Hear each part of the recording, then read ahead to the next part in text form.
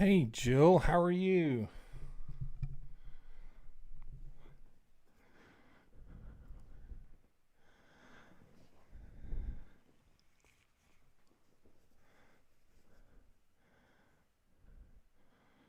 You over here on TikTok?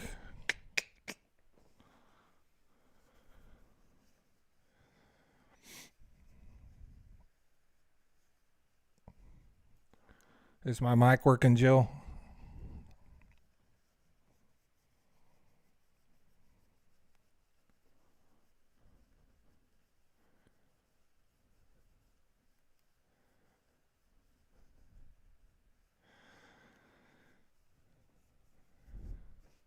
Hi, Andrea.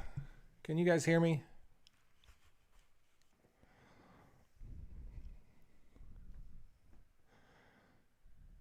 Afternoon, Anthony.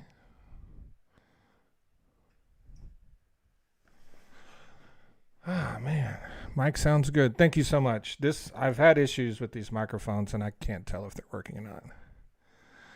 I'm giving you an excuse for not cleaning the house? Heck yeah. What's going on, Jill?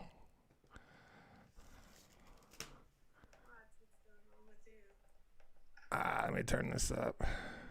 Do what? I said not much. What's going on with you? I'm still trying to wake up. I stayed up way too late.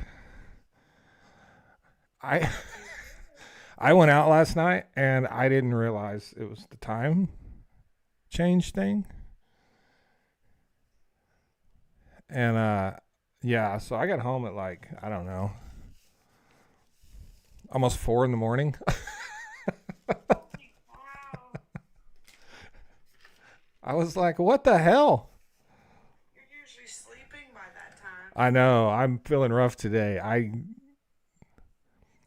feeling rough, but I didn't like get drunk or anything. I was just out having a good time, but holy cow. I forgot about the time change. It's out late. Haven't made any content today. Like I'm just trying to get through the morning. Well, I stayed up way too late because the time changed and I couldn't sleep. I couldn't go to sleep. It was the weirdest thing. So I'm feeling the same way.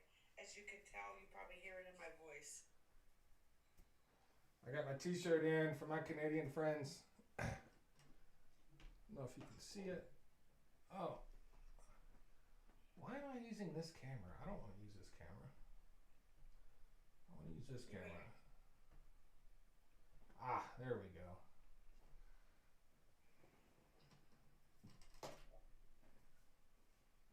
Canada is not for sale. That's what my t-shirt says.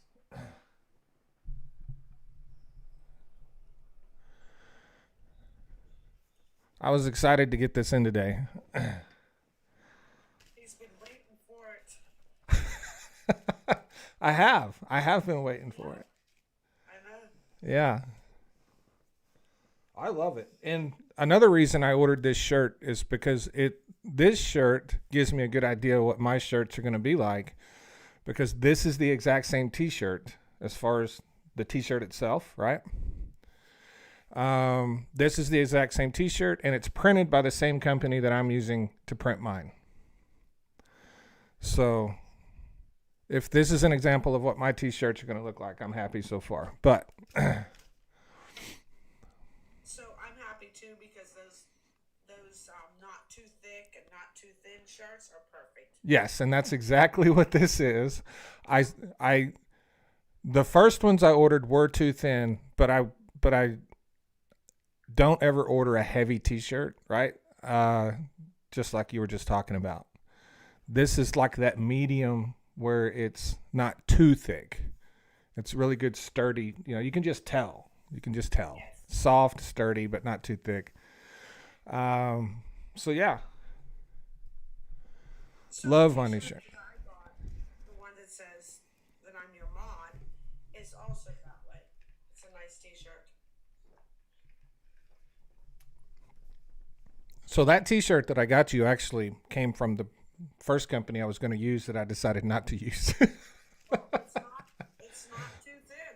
It's not too thin, which is Well, maybe they changed their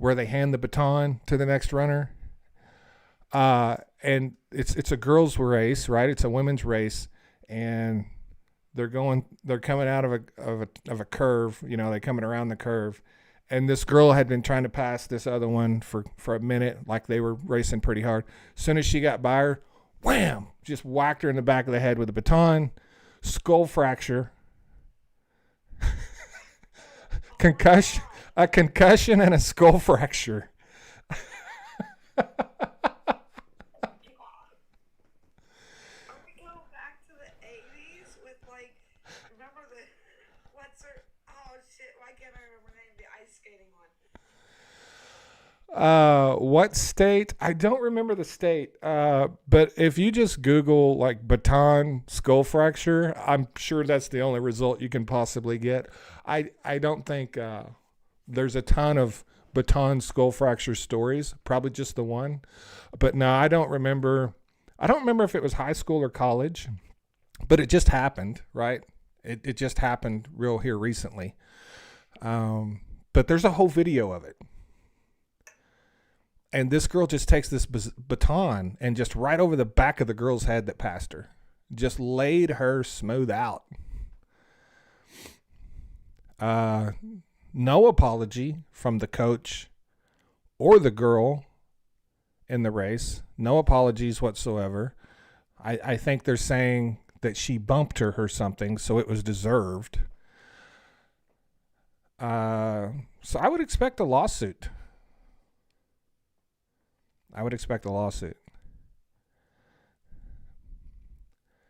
And, you know, honestly, how that whole thing didn't turn into a brawl just blows my mind. Let me tell you something. If my kid is doing that and some kid whacks my kid in the back of the head with a baton, I am whooping everybody's ass in that building until I'm tired. Sorry. That's just how it goes. It was Virginia High School. In Virginia. High school in Virginia, folks.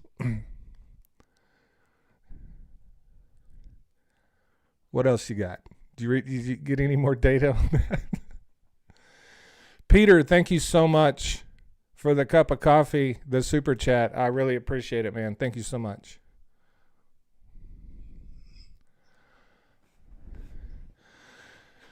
Virginia High School. Man, that is nuts. It was a rivalry, and yeah, it happened. Damn.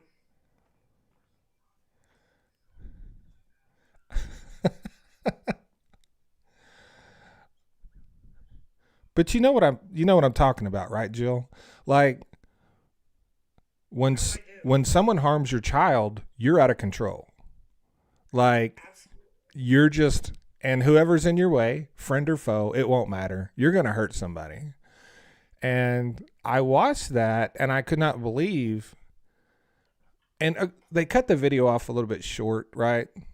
But I feel like if people from the crowd or stands whatever would have rushed down there, they would have showed that, you know. How the girl isn't charged with assault is beyond me. It's beyond me too. I feel like now that this is kind of a national story, I think she will be charged probably. But I don't she may be a minor. I don't know how that works with her age and stuff, but it was on purpose, Chris. It was on purpose. She wielded the thing like Leatherface, like and then it's like wham, like it was 1,000% on purpose.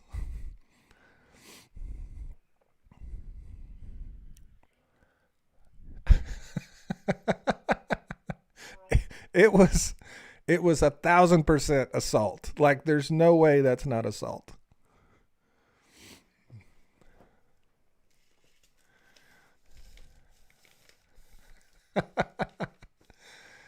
Hey, Space Monkey. Oh man, New Yorkers have shut down a Tesla dealership in Manhattan. 6 arrested. Um,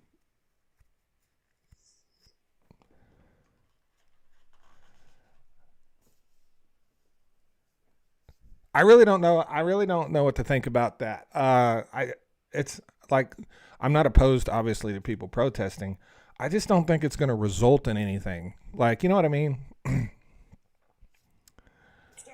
don't think so either, and I don't think that people should be protesting in that way. It makes you look like it makes you look bad.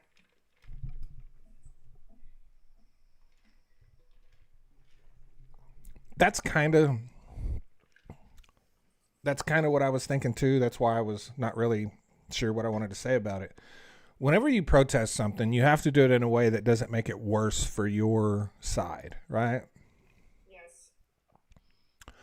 And I feel like that does. It accomplishes nothing, right? And I think most people that protest understand that their protest probably isn't going to accomplish a lot other than get people talking about whatever they're protesting, right? That's what you're really trying to do. You're trying to express your feelings. You're exercising your free speech. You're trying to spread awareness, all the things. Um, but I don't think what happened in Manhattan really helps their cause any. As a matter of fact, it probably turns a lot of people off.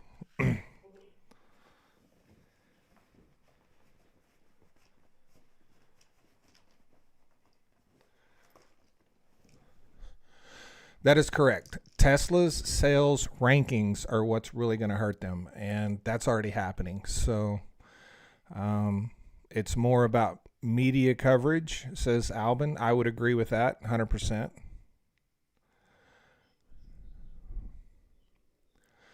Uh, Echo B.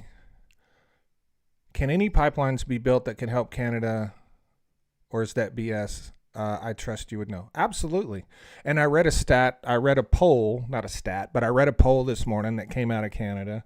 The majority of people in Canada, in all the provinces, now support the pipeline running east, including Quebec, which apparently Quebec was the big hang-up spot for the west-east pipeline. Now, a pretty large majority of people in Canada all support it. So we'll see if that actually, means something will happen, right? Will that turn into progress, or will it stall? My sense is, and I could be wrong about this, but my sense is, I really think all this stuff's going to blow over. It may be a month or two, but I'm telling you, I've said from the beginning, in 6 months, we're not going to be talking about this. This is going to be history in 6 months. So I think the question will be, once all of this blows over and it's all forgotten about, because we all have memories like goldfish for some reason, we just forget everything that's ever happened and move on to something else. Will that motivation to build that pipeline in Canada still exist once this is all forgotten about? So I think that's the question, right? We'll just see what happens.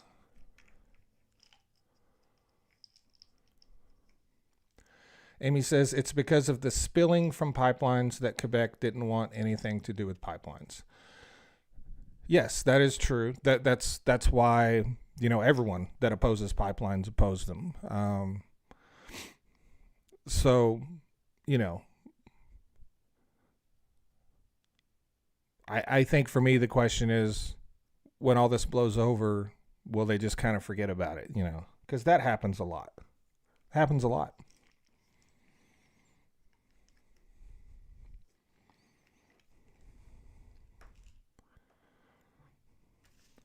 Did you see the Russians in the pipeline? That was crazy. Did you see that, Jill? I did not. I'm behind.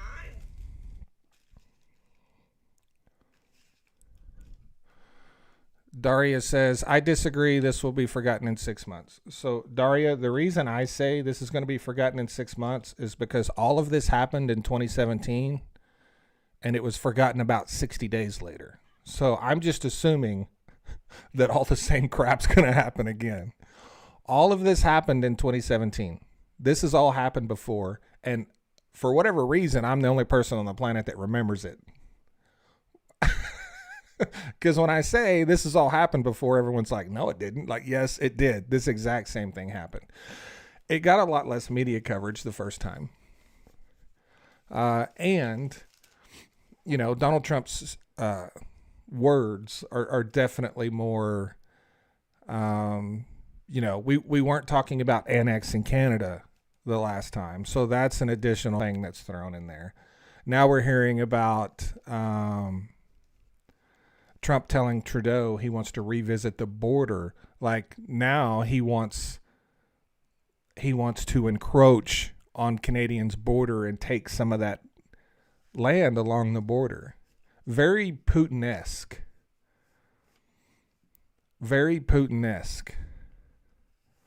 I just want a little piece. That's how it starts, You just want a little piece. So it is definitely, the rhetoric is definitely much more divisive and escalated than it was in 2017. So there's definitely a lot of reasons why there's a lot more focus on it now. So, and maybe I'm wrong, maybe people are still talking about it in 6 months. I think I think once it's over with, we're going to be talking about some other thing that we think is going to be the end of the world. Because that seems to be how we operate and function in the United States is we go from one disaster, one catastrophe to the next. And as soon as we get to the next one, we forget about the last one. So we'll see. Maybe we are talking about it in 6 months. And another thing that has never came up is how Canada would become a state. All these people are talking about, oh, well, we'll just make Canada a state. Has anyone bothered to even look at the process of what it takes for Canada to become a state? What has to occur for that to happen? I have. T. Leo says I have. Well, I certainly have. That's one of the first things I did. Because everyone's like, well, Canada will just become a state. What do you mean they'll just become a state? There's a process for everything. And the first thing that has to happen for Canada to become a state is that Canadians have to agree with it. That's the first thing, right? Canada has to have something on a ballot or whatever process they put in place that allows Canada to vote on this. And Canada has to agree to become a state first. That's the first thing that has to happen. And then what has to happen, Jill? Congress has to do it. Has nothing to do with the president. You didn't give me a chance to unmute. Oh, I'm sorry. Is that what you were going to say, though? Yeah. So then Congress has to vote on it. That's not going to happen. Canada's not going to vote for it. Congress is certainly not going to vote for it. Not a thing.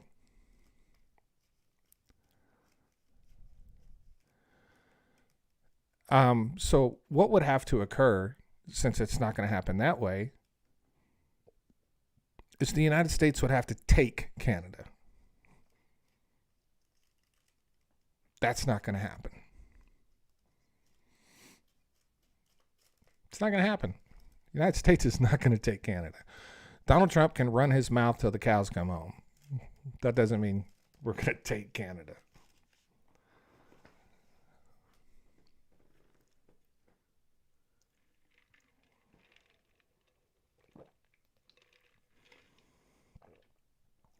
I saw a video by Tom Green.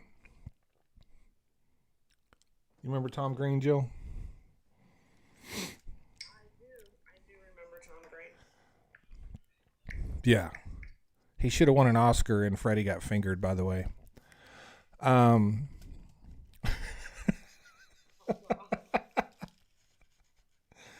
Green made a really good point. With the size of Canada and the size of those provinces, which I think almost all of them are bigger than most of the states. Like, I don't know for sure. I know all of those provinces are bigger than almost all of the states, right? So the provinces in Canada are obviously very large. I don't know how they stack up to some of the larger states. I haven't really looked that close. But his point was that each one of those provinces would be within itself a state. And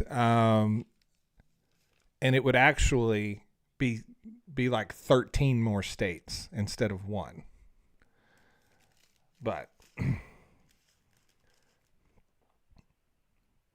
the whole idea is disturbing to me, to say the least.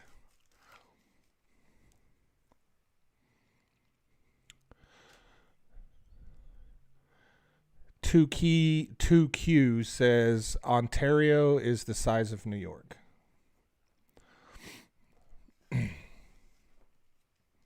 It's just dumb. Freddy Got Fingered is one of the most quotable movies. It absolutely is. That movie was so dumb that I liked it. That's one of those, you know what I mean? Sometimes something is so bad you just have to like it.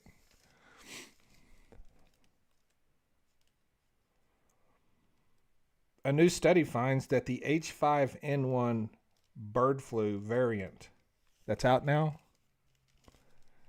originated from a USDA Southeast poultry lab.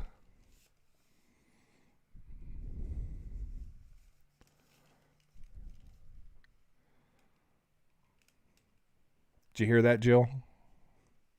I was a little busy. I'm sorry, I missed that one. A new study finds that the new H5N1 bird flu variant, right, originated in a USDA Southeast poultry lab. It came from a lab in the United States, is what they're saying. So who's he going to blame it on then? Well, it's time for us to start hating people from the Southeast, apparently. We're going to have to. I mean, that's what we did with COVID. Yeah. Yep. So I have to find out where this poultry lab is so I know who to hate. I agree. Because I don't know who to hate until Donald Trump tells me who I'm supposed to hate. And then I know, right?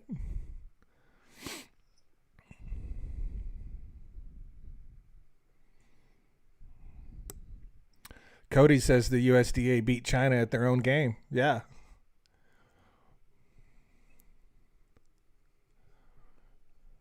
So you and I are friends, right? Yeah. What if Trump tells me not to like you? What am I going to do? Well, I mean, you gotta do what you gotta do, Joe. Yeah,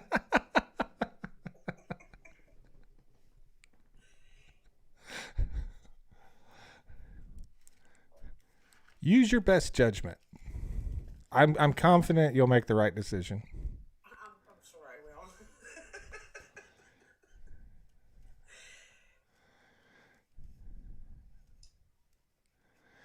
Did you ever watch the movie about Red Adair putting out oil and gas well fires? I actually didn't watch the movie because here's the thing, I've been through all the training to do all that. Like I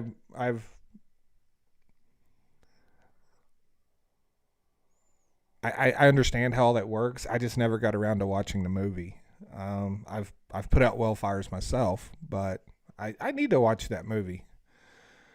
But did you hear about the shooter at the White House this morning? I did read that someone was, what's the word? We're on TikTok, so I don't know what I can say. Right. Someone was taken care of at the White House this morning with a weapon.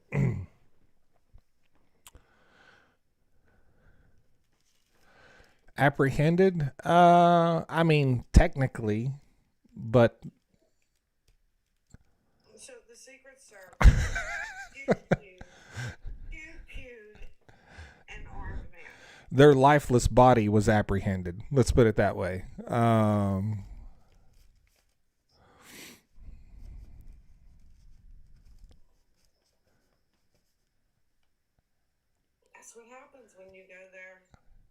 though.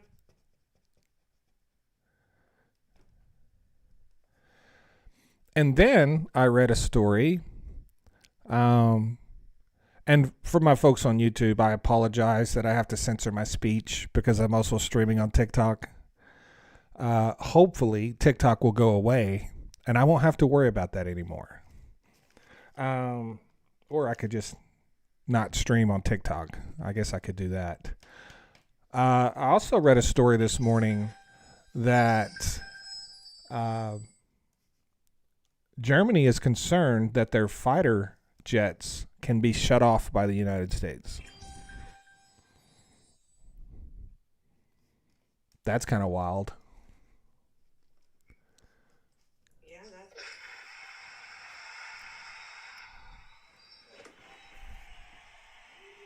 Yeah. Yes. Thank you guys so much. I'll set a new goal. I'm going to. I'm trying to talk about something here. So the United States, right, sold Germany all these F-35s. And for whatever reason, I'm assuming they looked at them. But apparently, Germany's very concerned that the United States can still control those fighter jets and turn them off if they want to. And the reason they're concerned is because Germany has been talking about putting boots on the ground in Ukraine.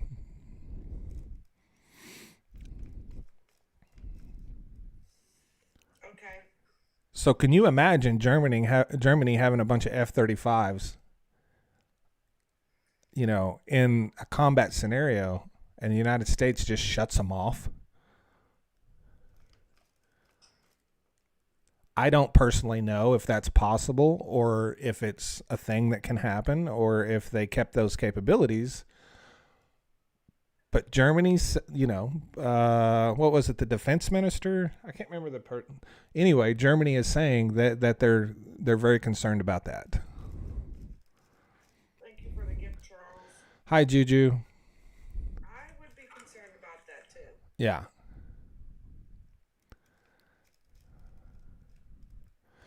Whimsy says Canada has an order for those too. It's kind of crazy to think about, but it's also so simple. The United States has been selling all of these countries weapons and planes and all this stuff for decades. Could we have set that up to where we literally can still control them? Sure we could have. I'm sure we could have. It doesn't. No more than I know about fighter jets, it doesn't seem like it would be that hard. You built the damn fighter jet, right? Like it's a U.S. fighter jet. You know that thing better than anybody. Probably super easy for them to just shut them the fuck off. Sadly, that's probably the truth. And if that's the case, it's probably the case with everybody that has F-35s and a lot of other weapons systems that we've sold a lot of other countries. We can probably control them still somehow. So I think that story could become a much larger story. What if it turns out that all of these countries find out that the United States has that capability? What would that result in? Can they disable it?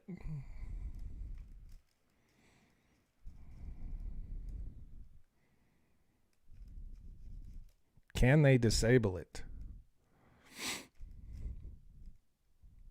That is crazy to me. I should have some type of expert in that field on and ask questions. You should. Mm-hmm. Frankie says, especially if you're using Starlink to do it. That's true.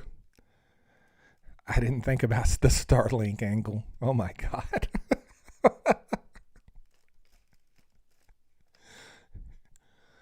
We control your internet. We control your military. Oh my God. Everyone who's mentioning his shirt, it says Canada is not for sale. Canada, I'll show it to everybody. Canada is not for sale. And it's a comfortable shirt. Nice. Juju says, I can see why we'd want to be able to shut them off, not with our current government. I can see why too, but if the United States has been selling other countries, jets and weapon systems and all this stuff for decades, and they planned from the beginning to keep those ability, right? To keep the ability to have some control over that stuff. Those countries were not aware of that. Like if I was Germany and I was wanting to buy these fighter jets from the United States, and they say, well, we'll sell them to you, but we still have some control over it, then I wouldn't be buying them. Right?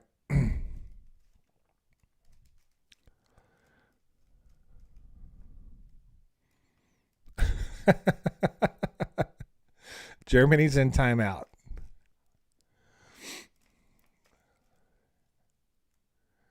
It's kind of crazy to think, though, if we have that kind of control over so many militaries. Greg says they have control of the software in those planes.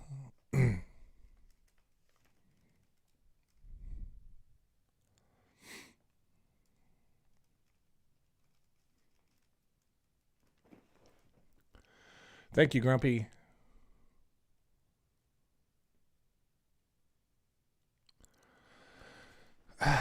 Russia still controls most of Europe's energy, correct. Europe has cut off a ton of Europe, mostly their natural gas, but they are still getting oil from them. They are still getting some oil from them. And what's crazy about it is that I made a comment the other day in a piece of content about the United States buying a lot of Russian oil in the lead up to the invasion of Ukraine. We imported nearly record amounts of oil from Russia under the last Trump administration, which largely funded the Ukraine conflict. And Europe is still doing it. So Europe, companies, not the country, but companies in Europe are buying Russian oil. And then Russia is helping Ukraine, with their war effort. While companies in Europe are funding it, are funding Russia's side, basically, the European government is funding Ukraine's side. It's just weird when you think about it that way. Westy, thank you so much for the super chat, man. I really appreciate that.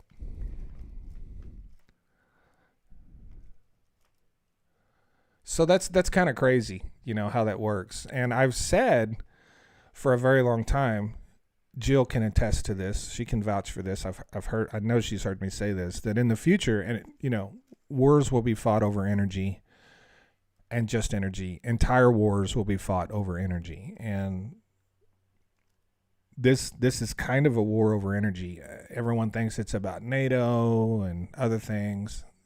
NATO encroaching on Russia, whatever people think it is, it's about energy. It really is. It's about energy. Because the amount of energy we're going to need on this planet in the future is like increasing at an unbelievable pace that we don't even know if we can keep up with. Of course, there's going to be wars over energy. Energy is everything. Right? Thank you for that question. Still kicking.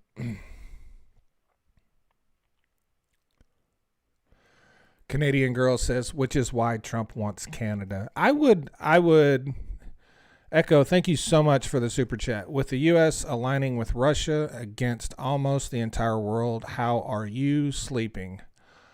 So here's the thing. I don't make assumptions that like the United States is aligning with Russia. What I really believe is that the Trump administration is kissing Russia's ass because they think that's the only way they can get Russia to the table to negotiate any kind of deal. And it's kind of fascinating. Donald Trump is a person that he's one of those people that if you compliment him, if you're nice to him and you compliment him and you tell him he's good, like if you stroke his ego, you can get anything out of Donald Trump just by stroking his ego. And it's so ironic to me that that's the same tactic he's using to try to get something out of Vladimir Putin. Donald Trump's efforts to stroke Vladimir Putin's ego is just shows us how much Vladimir Putin and Donald Trump are alike. You know what I mean? They're exactly alike. Both of those guys, except the one thing, that's probably not going to work with Vladimir Putin. Because when you're stroking Vladimir Putin's ego, he knows it. He knows exactly what you're doing. And if anything, he's probably less likely to be conciliatory or to agree to anything you're proposing to him. Because he at least recognizes that that's what's happening. Donald Trump doesn't have the ability to recognize when someone's kissing his ass because they want something. He just thinks he's that great, and people just do that because he's so great. And Putin, yes, Chris, that's exactly right. Putin knows how to string Trump along.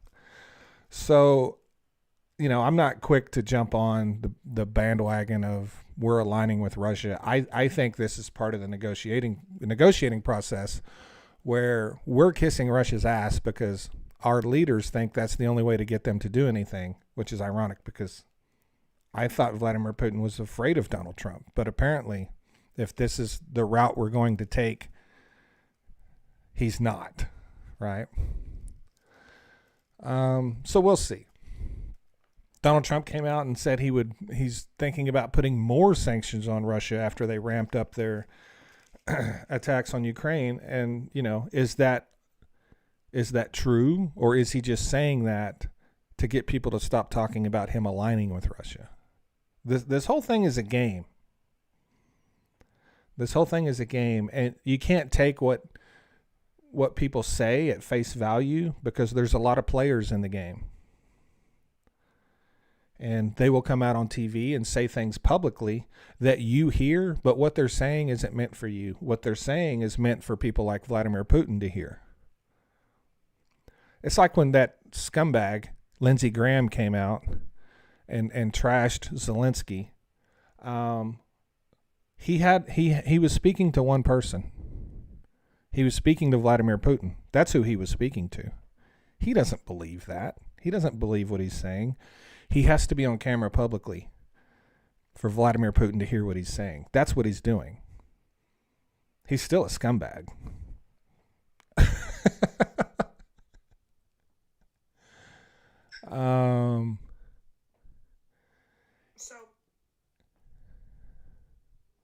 Sorry, are you not done?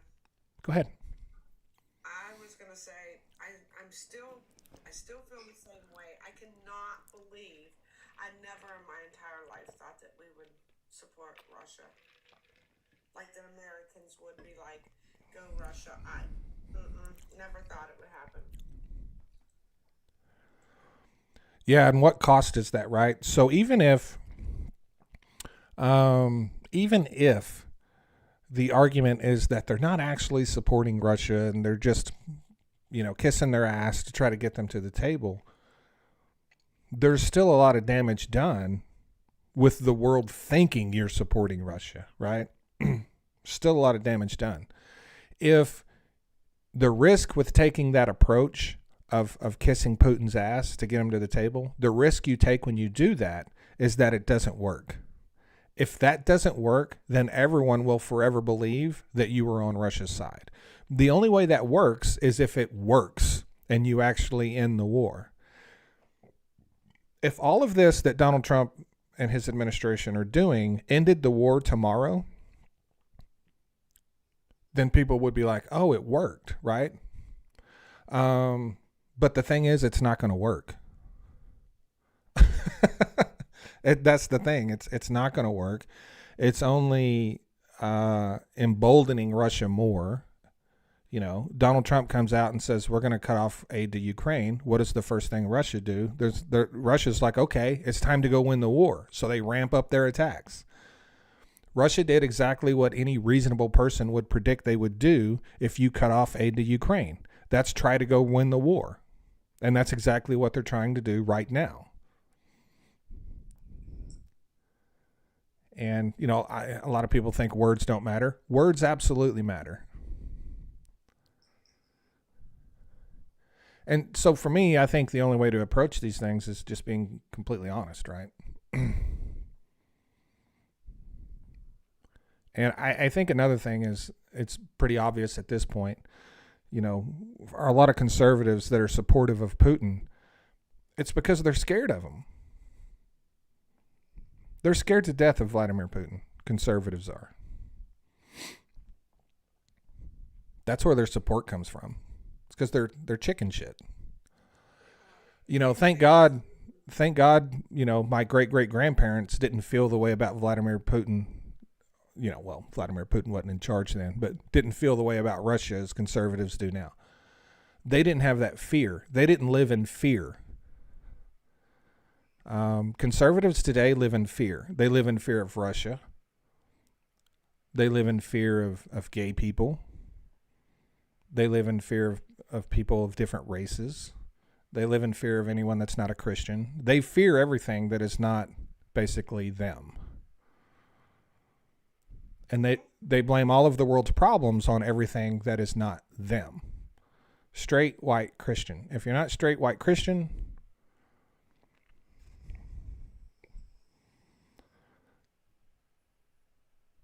so the thing about them that they don't like is that they fear them. That's what they don't like about them. They're afraid of them.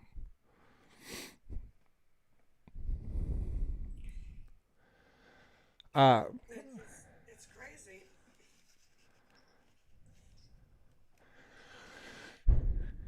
And another thing that kind of highlights all of that. Oh man, I just sold my first t-shirt. Hope you like it. Another thing that really highlights all of this is, Donald Trump came out a couple of days ago and he wants to take in all of the farmers from South Africa and even give them citizenship. So suddenly his entire view on immigration has changed, right? He wants to take in all of these immigrants. He wants to give them a fast track to nothing about a gold card, nothing about $5 million, right? Fast track them to citizenship. All of these immigrants. Because they're white. Donald Trump has never said that about any other kind of immigrant from any other country. Mexican immigrants, Central American immigrants, South American immigrants, Caribbean immigrants, Haitian immigrants, all of them, they got to go. He even tried to end birthright citizenship. But the white immigrants are welcome and they get a free pass and they get very quick, fast-tracked citizenship.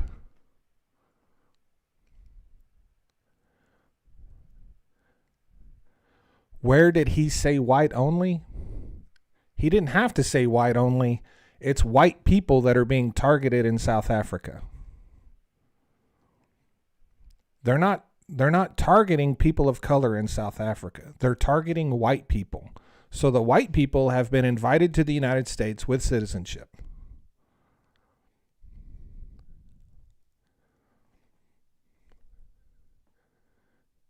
You don't have to say it's white only when everyone is white.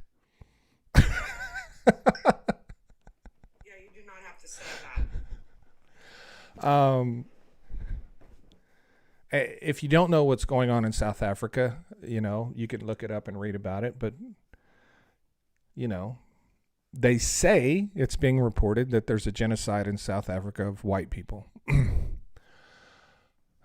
And I fully support allowing those people to come here. It's not about that. It's about those being the only people allowed to come here. Those being the only people that get this fast track to citizenship. Trump tried to do away with the dreamers.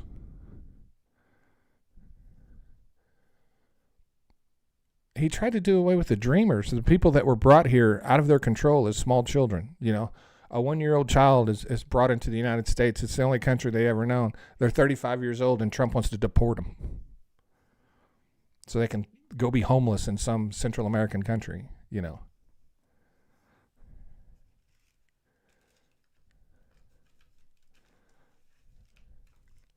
It's not hard to see where Trump's loyalties lie.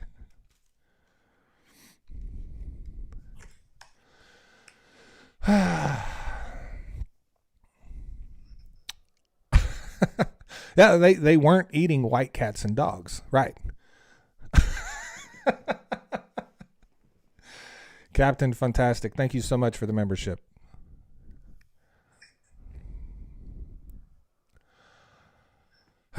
Preferred immigrants. Yeah, preferred immigrants.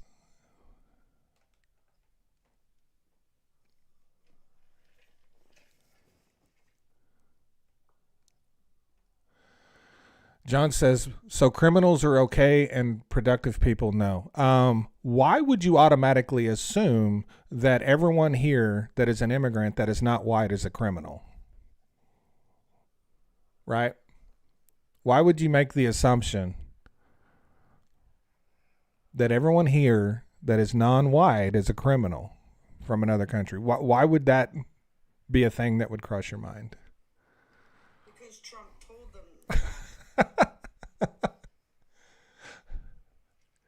Who said criminals were okay? Who ever said criminals were okay? You're the one that said they were criminals, not me.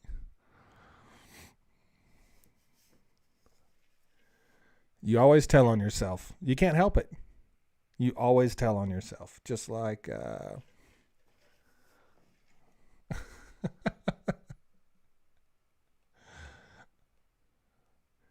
Just like Jason says, always telling yourself. They always tell on themselves.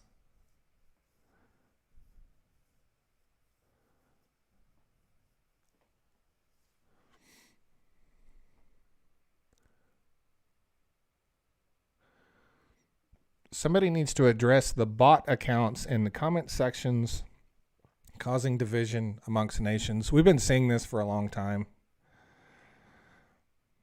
Hate and division has been automated by technology. We all see it every day. I have probably thousands of bot account comments in my content that I create on a daily basis. And you can spot it from a mile away, but most people can't. I can spot it because I literally spend, this is sort of my life, right? Like I've spent so much time doing this that I can spot a bot account a mile away. But the average social media user cannot. And they believe that there's an actual person that believes whatever this bot is saying. And it's absolutely a problem. Spot a bot, just like I can spot a bot, because there are hundreds of them with your name.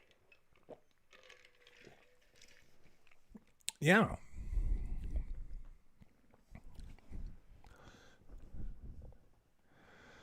But, I exist in the social media space. And, a lot of us do. A lot of us spend a lot of time on social media, but a lot of people don't. And the average social media user that just occasionally scrolls through some social media, doesn't pay a lot of attention, they don't know that those are bots. And Daria brings up the investment scams. I think a lot of people know those are bots. It's the bots that don't look like bots to the average person that are the most dangerous, where it just appears like someone's giving an opinion on something.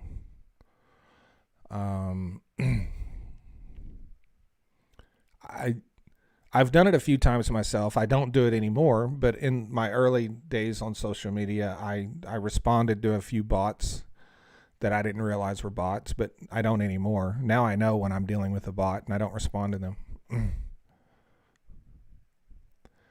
It's also not hard to if you're not sure, it's not hard to verify that a bot is a bot, because you can literally manipulate what it's going to say to you by how you respond to it. You can give it instructions and it will say what you want it to say. Once you recognize something as a bot, if you know how to respond to it, you can literally get it to respond to you saying what you want it to say. Those are some of the more advanced bots. um,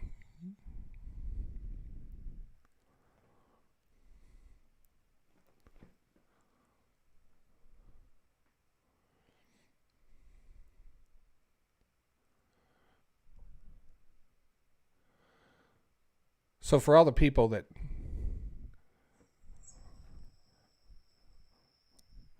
Jill, I think I'm going to make one of these.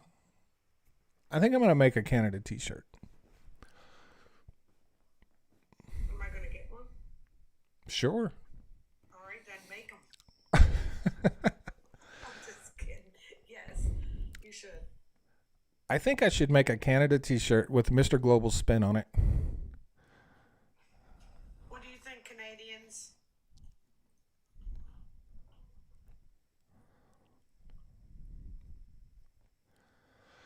The Canadians will love it.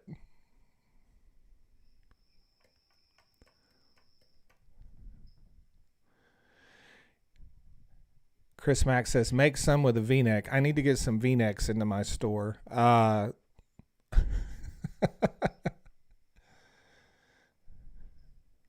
they're agreeing with it.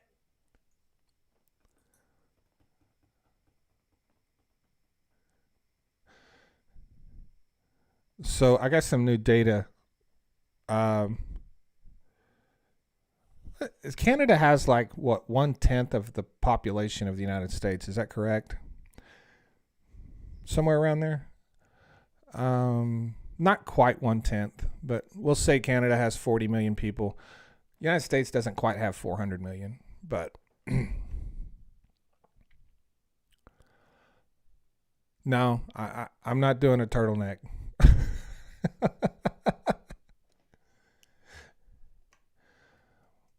41 million. So anyway, the point is, about 30%.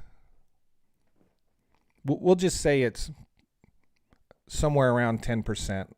About 30% of my viewers and people that interact with me on different social media platforms, about 30% of those are from Canada, when they make up 10%.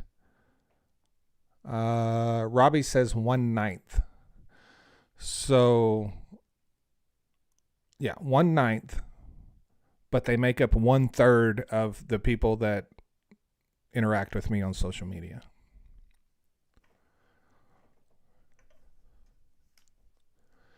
That number is climbing. Like a week ago, maybe 2 weeks, maybe 10 days ago, it was about 20%. Now it's 30%.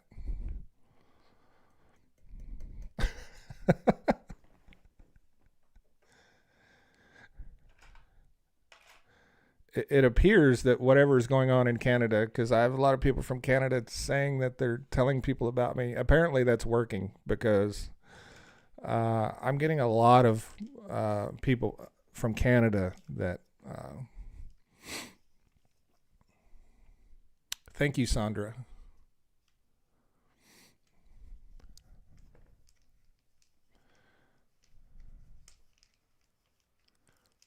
I might have to make a trip to Canada. I don't know.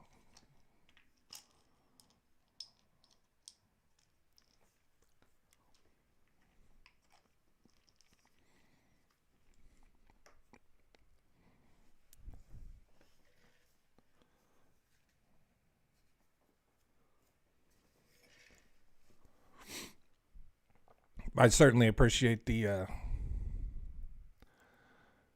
the support from Canadians. I'm supporting them, right? So I think the rest of the world is obsessed with watching the U.S. reality show. Yeah, everyone loves. I don't know why, but it's kind of like when you're driving down the highway and you see a car wreck, you have to slow down and look at it, right?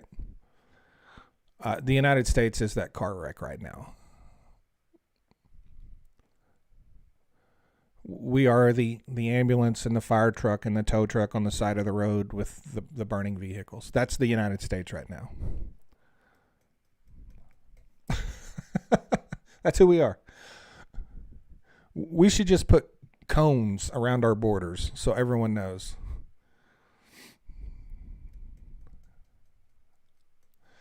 There are 77 million dogs in America.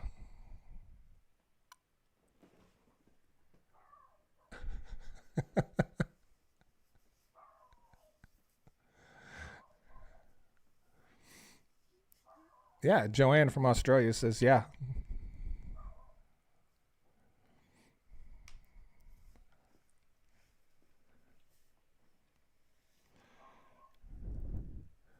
I agree that people are addicted to drama. 100%, Amanda. So much so, we even elect people to give us more drama.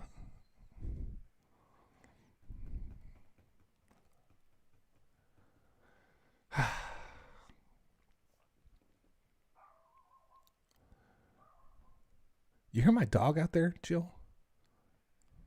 I do. Which one is that? Hey, did dogs' voices ever go out? Is that a thing? I mean, I guess it could get sick, yeah. But you don't want that. I mean, she just barks so much. It was like, did those vocal cords not get tired? Like, geez Louise. Is that Wilson? No, that's Marley. Marley. Scotland in the house. I heard Donald Trump's golf course in Scotland got vandalized. I think it was the one in Scotland.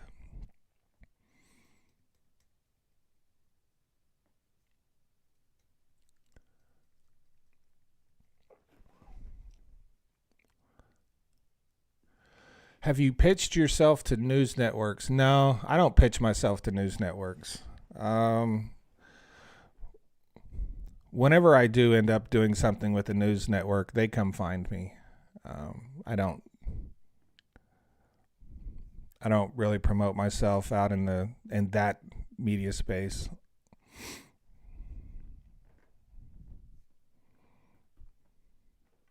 Nobody watches the news. Like, everyone gets their news from social media. But this sort of idea that you get validated by being on a network, it's not really true anymore. Have you seen the people that's been on networks lately?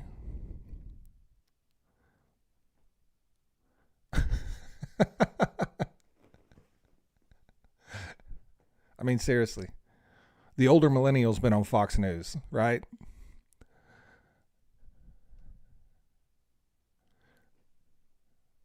Do you like the Midas Touch podcast? I don't listen to podcasts.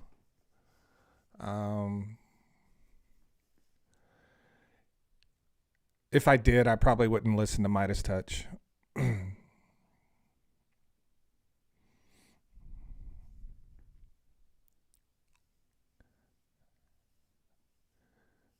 The Midas Touch is basically the left's version of Fox News. I have no interest in the Midas Touch. I don't.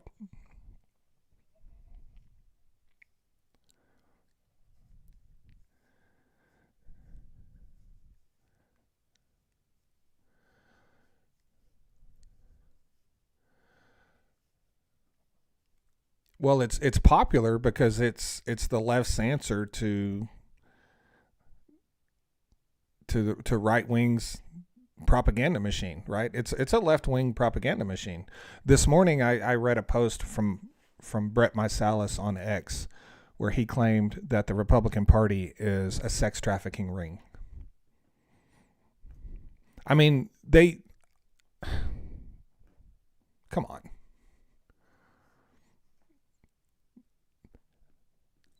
They far too often take right wing talking points and just make it a left wing talking point and say the same thing about the right that the right says about the left. Like I have no interest in that. I have no interest in that.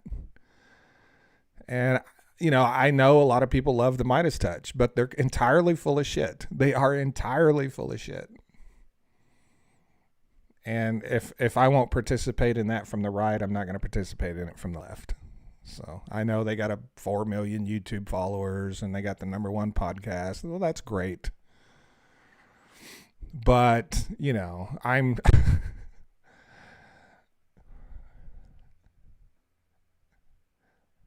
I'm not participating in that. I'm not going to elevate myself by using other, a larger platform's misinformation. That's, if I did that, I mean, if I was going to do that, I could have done that with right-wing media years ago. Just because there's a left-wing media that does it now doesn't mean that I change what I do.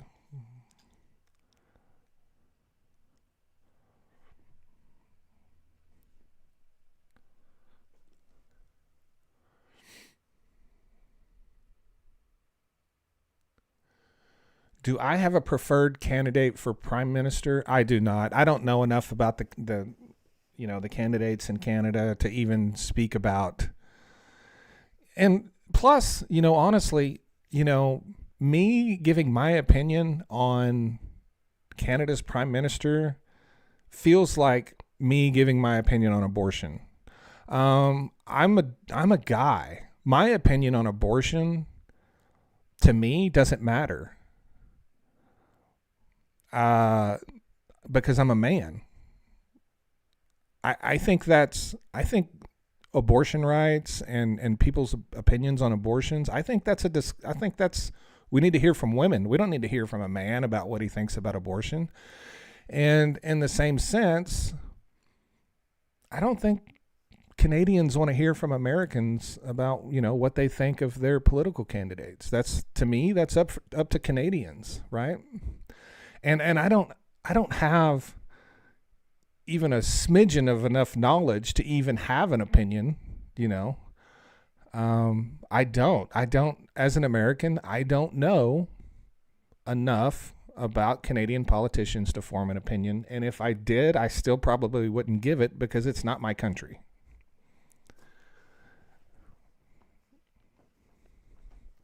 It's one thing to kind of like somebody or think they're okay, but to give your opinion on a political candidate in Canada as an American,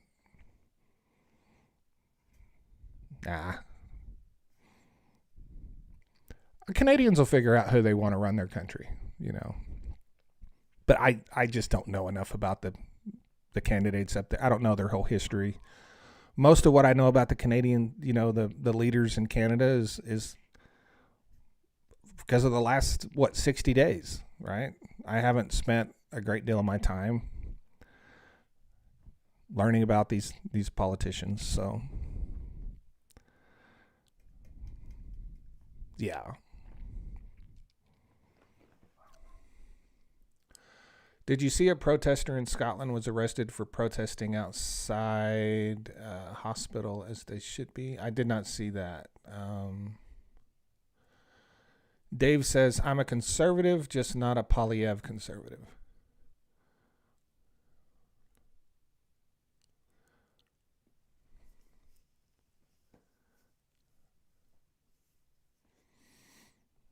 So someone had blocked someone and hit a keyword, and the keyword was parked, so nobody could put park in the comments.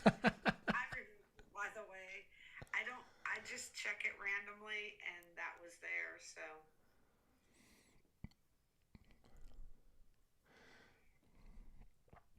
Wasting Time says Canadians are typically not as black and white as the U.S., i.e., Republicans versus Democrats. That is something that I've kind of seen myself, you know, in my interactions with a lot of Canadians over the last couple of months. It's pretty clear to me that they're not as polarized and as black and white as Americans. What I've seen from Canadians is they're more willing to have discussions about issues. It's something you don't see with Americans.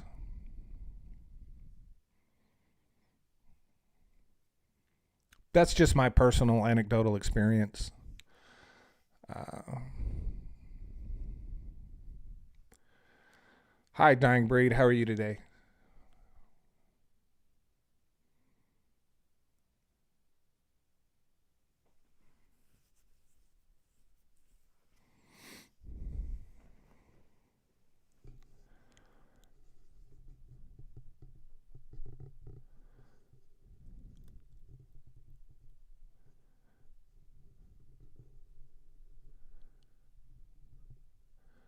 Wibsy says many of us vote across party lines, and I'm the same way. I vote for people from all parties because I try to, with elections in the United States, when I go vote, I know my candidates. I study them, the things they support, the things they don't support, their history. Like, I get to know the people I'm voting for, and I go make my vote accordingly. The worst thing that's ever happened to me, at least in my state, in my opinion, is straight party ticket voting, where you can go in and check one box where you automatically vote for every candidate from the same party and walk out the door. If that, like, if I ever held any political office in my state, that's the first thing I would try to get rid of. And I might spend my entire time there getting rid of that one thing, because if you're too lazy to vote,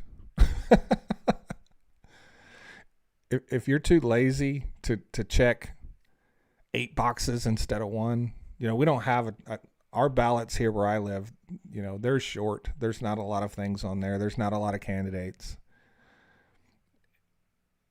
If you can't figure out who your people are and vote accordingly, then you shouldn't be voting. You really shouldn't. You have no business voting. If all you want to do is walk in and check a box for one party and leave, then you shouldn't be voting, because you don't even know what you're voting for. And that's one of the big problems in this country. Most of the people in this country have no idea what they're voting for when they go vote. They're not going to take 5 minutes to read any of the bills or the legislation. Like, they're not. They're too busy. They have more important things to do, like figure out what new flavor of coffee to drink from Starbucks or whatever. But they're not gonna they're not gonna do anything to make a decision.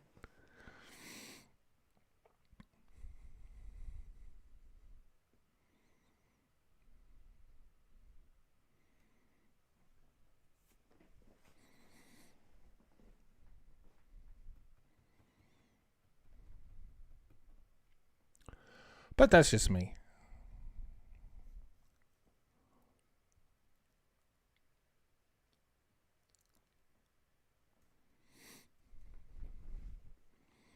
I gotta look at something here.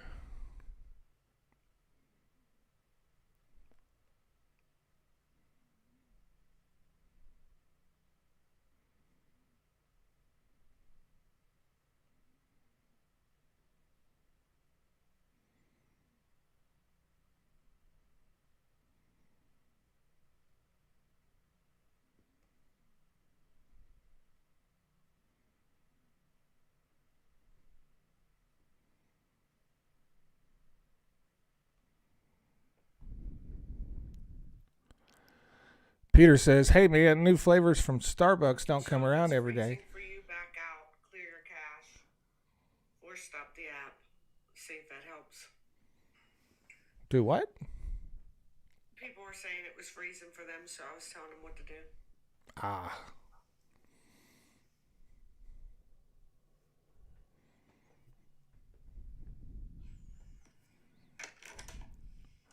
I didn't get the breaking news of the plane crash. Why didn't it come through? Was there another one? In PA, it says. They said. I'm gonna look. do I Yes. do I do any consulting in Canada? No. Thoughts on the Bakken?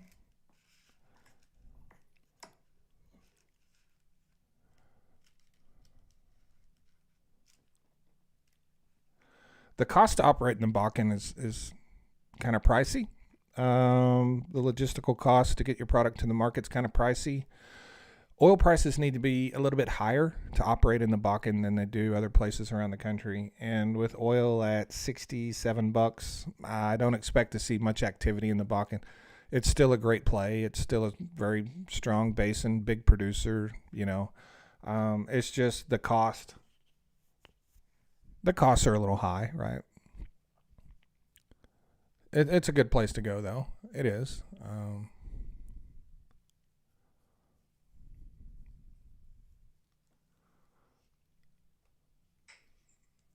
So the plane crash was in Lancaster. Why do I hear about Lancaster, Pennsylvania all the time? What is the deal with Lancaster? It's the Amish.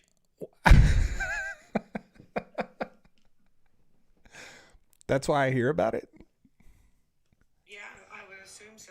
Well, I mean, it just seems like a lot of stuff happens there.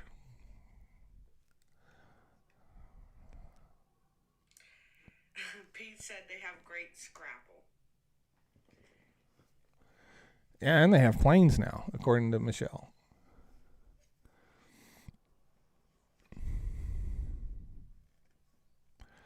Which is more easily scalable versus decline rate? Permian or the Bakken? That's a great question. I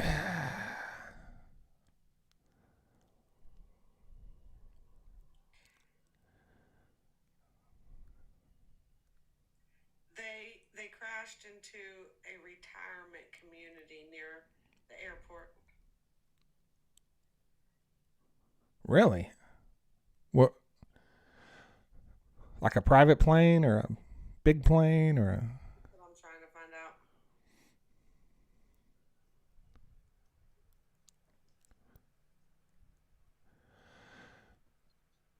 so smarty pants.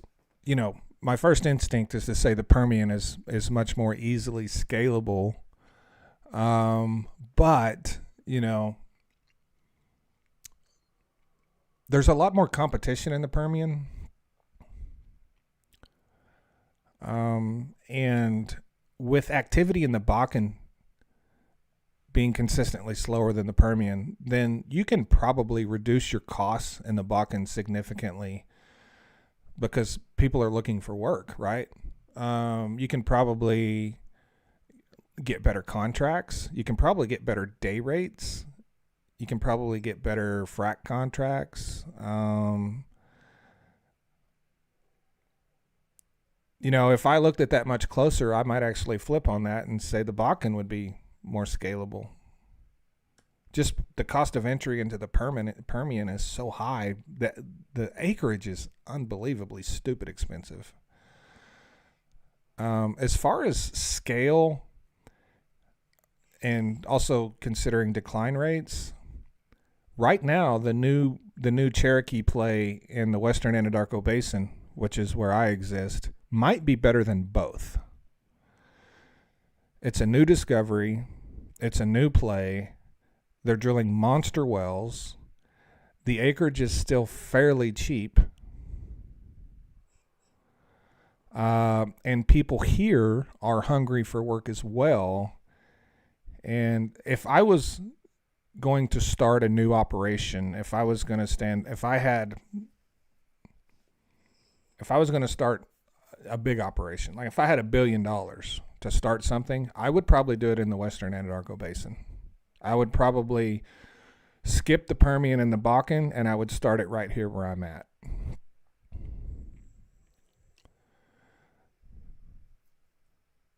They're popping 3,000 barrels of oil a day wells that also produce about 10 million on gas consistently. Just boom, boom, boom, boom.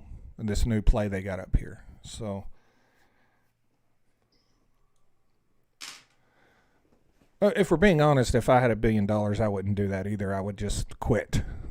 I'd never work in the oil and gas industry again. But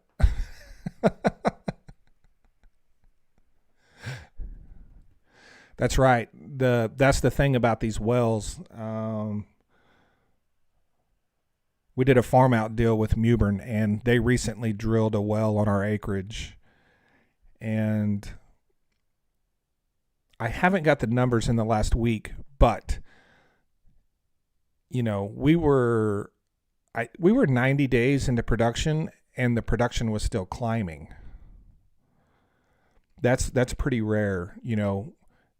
When you're 90 days into production on a well and it's still climbing, that's a very good sign. It's typically declining significantly already at that point. You typically get 30, 45 days of just gangbuster production, and then you start to see it decline. At 90 days, we were still seeing oil production increases and natural gas production increases on the same choke. So thank you all so much for the gifts. We're on TikTok. Please don't forget to gift the moderator.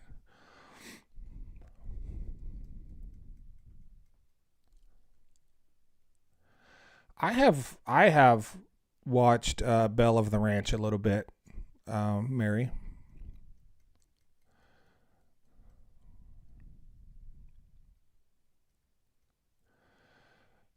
Yeah, so we call it the Cherokee Shale in the Western Anadarko Basin.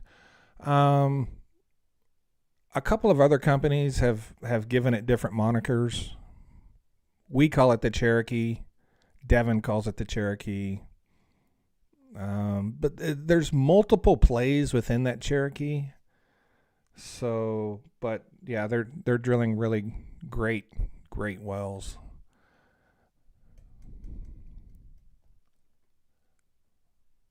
But yeah, it's a shale play.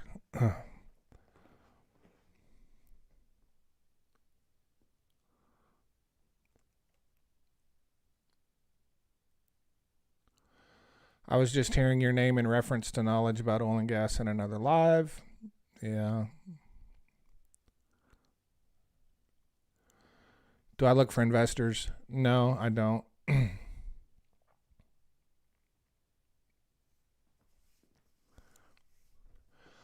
Why do gas prices vary so much state by state?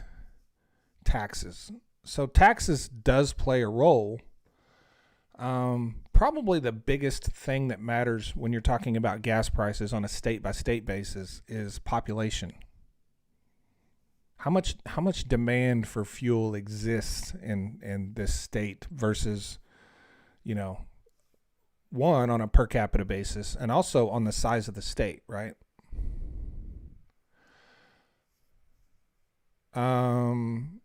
So if you live in a highly populated area that uses a lot of gas and it's kind of far away from where all the gas is, right? It's going to be more expensive. All of the cheapest places for gasoline have low demand and are close to the source.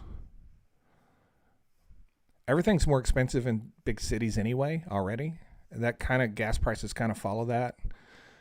Taxes matter a lot in some states, and a lot of southern and Midwest states, they don't make that much difference because they're only a few cents difference, you know.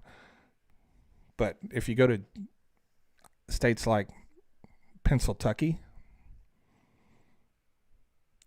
Excuse me? the taxes matter a lot in Pennsylvania, and well, the taxes are high there. You keep calling it Pennsylvania.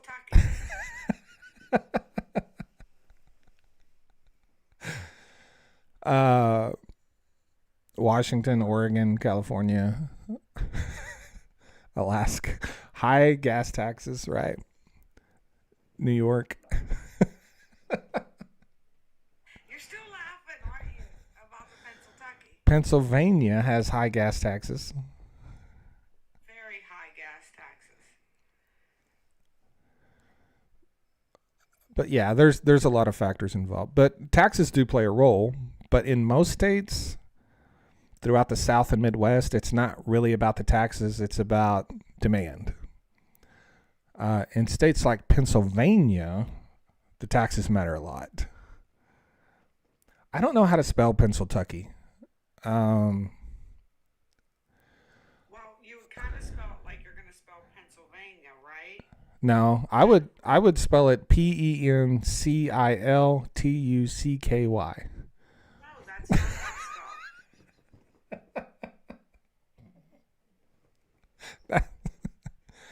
it's Because that's how people in Pennsyltucky would spell it. spelled. No, that's not how we would spell it. No. Well, maybe the Trumpers. Okay, I'm going to give you that.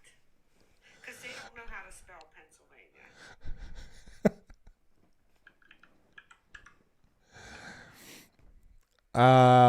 What has caused what has caused gas prices to go up and then down in the last couple of weeks? So the first thing that occurred that initially caused gas prices to rise was, we lost a couple of refineries. The Lyondale refinery in Houston closed. And then, the Martinez refinery in Northern California, that thing blew up.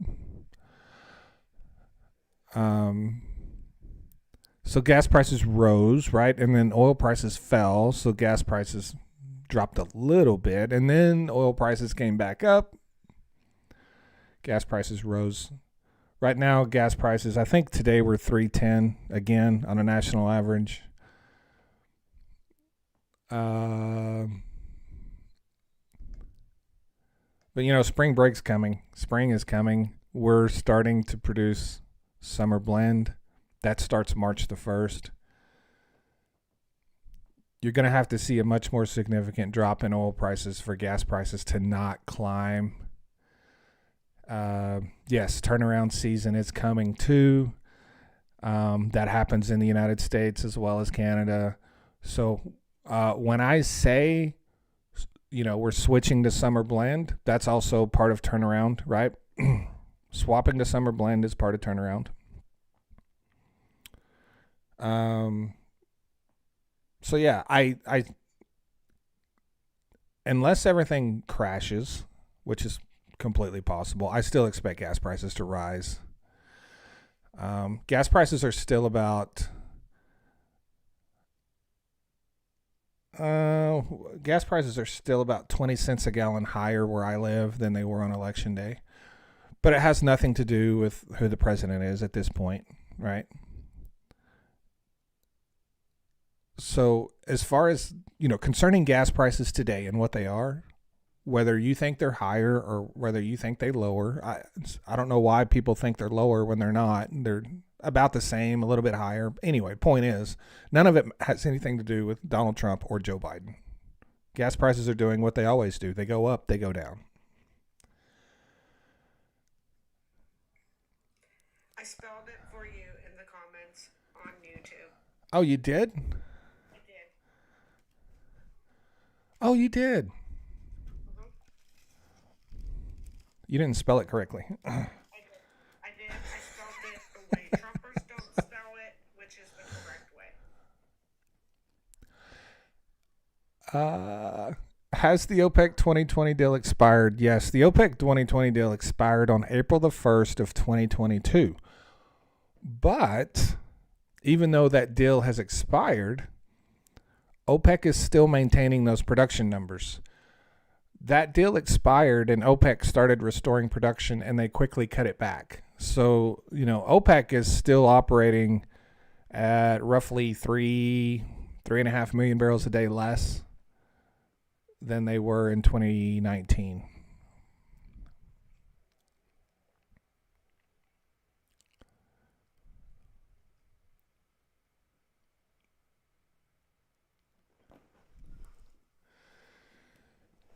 Did you see the Trans Mountain oil going by tanker to California to get transferred to larger tankers? Is that a thing? I did read about that. I did read about oil getting transferred to larger tankers in California. I wasn't aware that they did not have the capabilities in that port to load those super tankers. That's an assumption I made when I read that oil was being transferred to be or moved to California to be put into larger tankers. I wasn't aware that port couldn't accommodate super tankers, and maybe it can, and I'm missing something, but I read the exact same thing. I also read that they'll be able to do transfers at night pretty soon.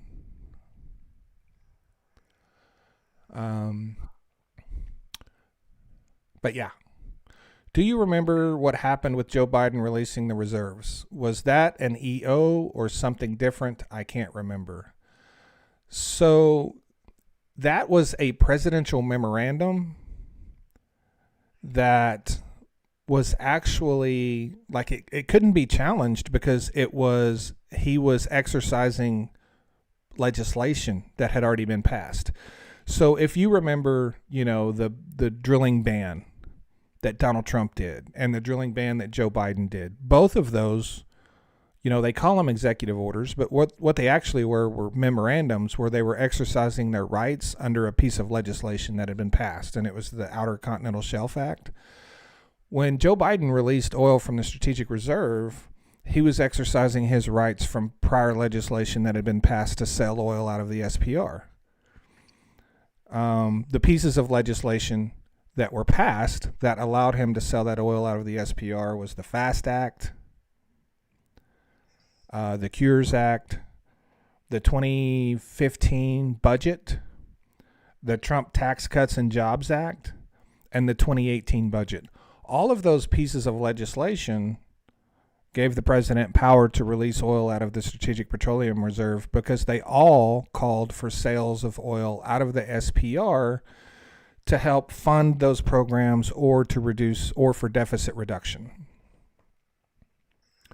So all of those pieces of legislation were basically set up as congressionally mandated sales. So what Joe Biden did was he simply moved up those sales and consolidated all of those sales that were supposed to go on until like 2027. He sold all that oil in a 6-month period is basically what he did. All that oil was already going to be sold anyway. Like, he didn't unilaterally decide to sell this oil. It was already sold. The only thing he changed was when it was going to be sold. So all the oil he sold was already had to be sold. That was legislation that Congress had passed. It had to be sold. So what he did was he changed the timeline of the sale of that oil. So it was based on legislation, right, which gave him the power to do that. In addition to that, he was able to repurchase oil for the Strategic Reserve because he kept the money from the sales within the Department of the Interior.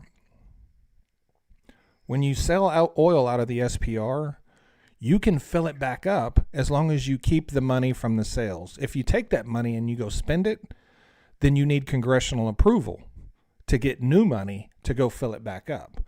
Well, all the oil that was sold under the Biden administration out of the SPR, they kept all the money so they could buy it back, right? And that's why Joe Biden was able to unilaterally start buying back oil because he kept the money. He didn't spend it. For Donald Trump to refill the SPR, he's going to need congressional approval because the money has been spent out of the Department of the Interior.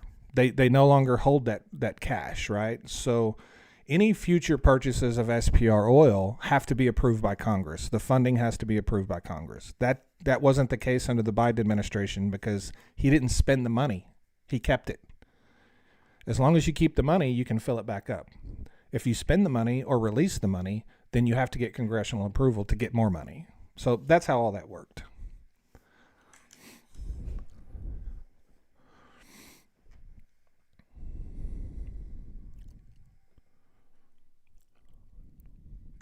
So to all the people in the chat that is talking about his shirt, it says Canada is not for sale.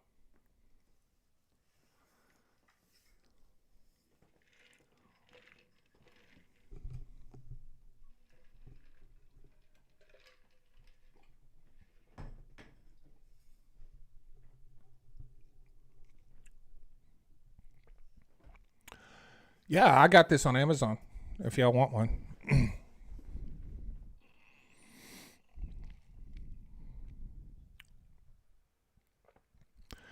is the SPR in dedicated tank farms or pumped into salt domes? It's pumped into underground salt caverns along the Gulf Coast. With a 714 million barrel capacity.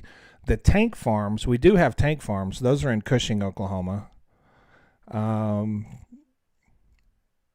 if you pull up like Google Earth and just look at Cushing, Oklahoma. Cushing, Oklahoma is the pipeline capital, pipeline crossroads of the world, is what they call it.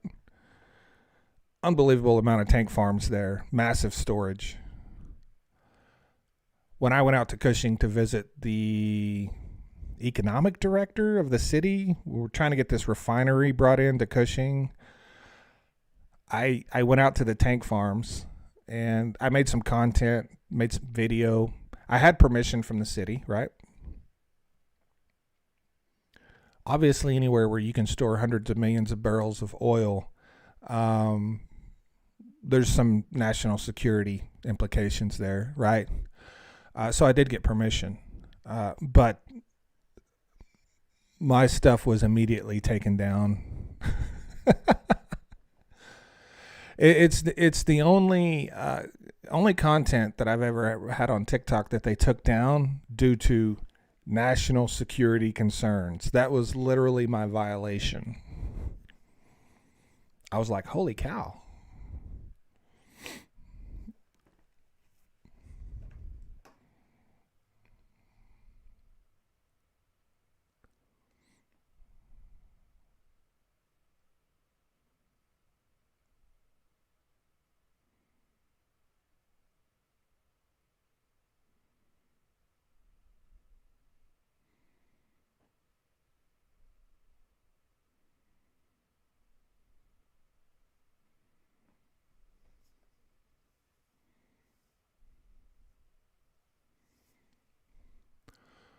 Oil was much higher than gas should not be over $1.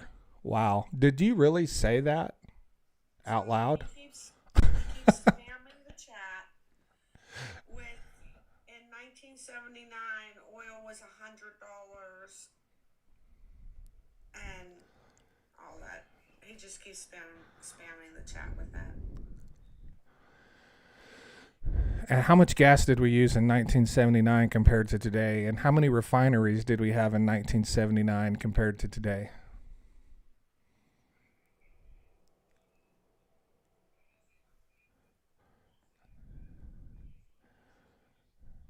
I'm just curious.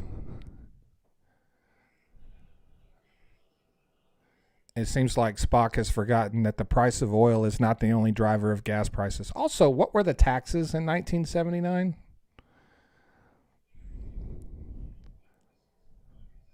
Like, you do understand that in some states, just the taxes are over $1, and you think gas should be $1?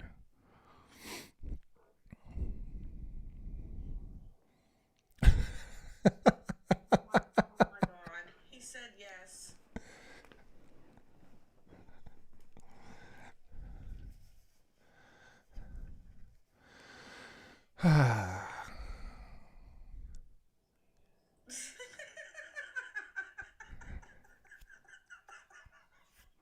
Like, my taxes are so high here. I can't. If I even like only paid taxes, I would pay like a lot. Good God.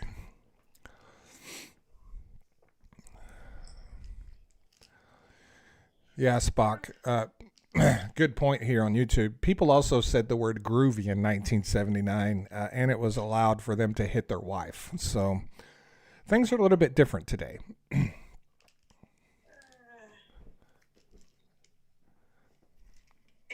adds up if you do the read.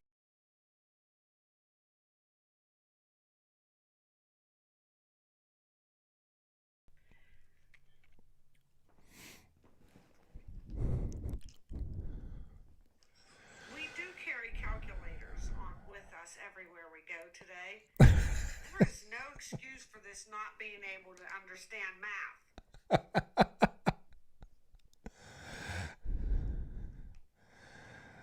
Oh boy.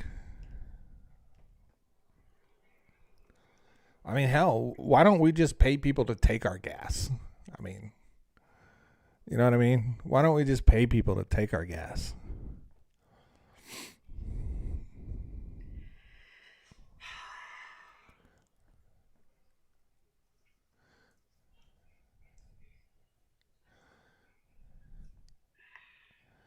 Bob. Yeah. Yeah. Dude, I literally just confused you with Bob. Okay. Oh my God. Um, Okay, Bob, listen up. say hi to Bob for me, Spock, when you're at your breakfast club meeting or wherever, Thanksgiving dinner, wherever y'all meet at. Um,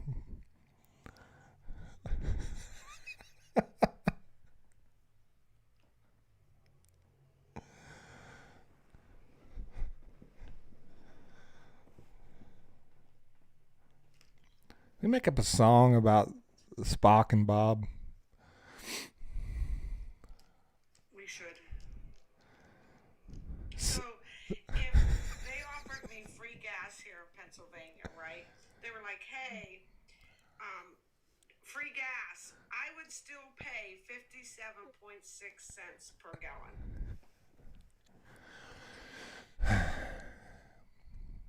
Yeah, I mean, actually, you'd pay more than that. Well,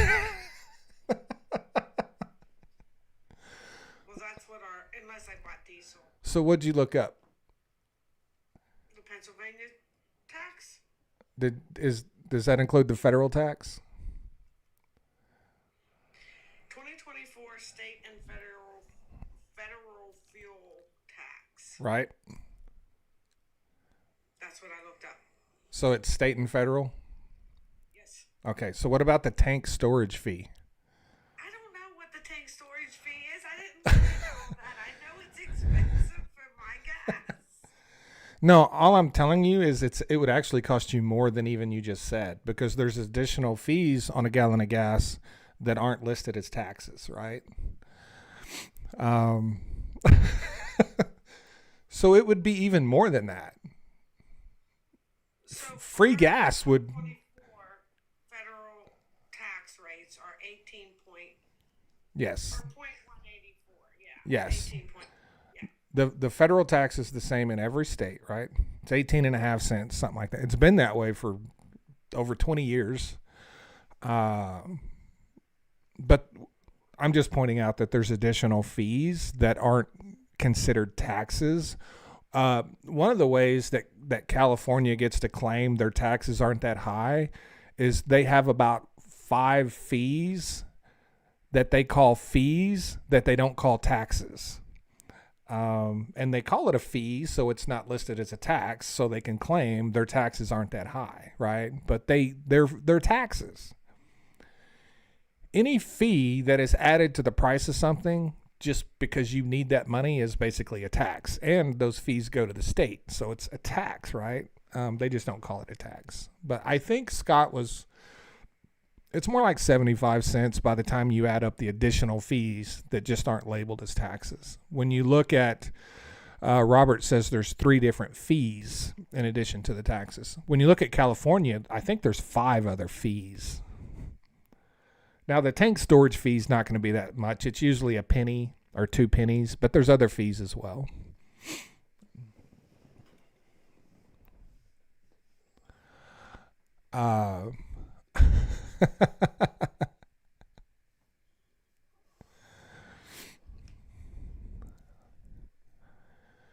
You filled up your F-150, $1.41 a liter. I filled up my F-150. It was $2.68 a gallon. I can't remember. What is it? Is it like is it 2.5 liter? Or no, it's 3.1 liters to a gallon, something like that. So I did get you to explain what all would be charges, right? For Spock, I tried to be, the kind person that I am, and I got you to talk about that for him, right?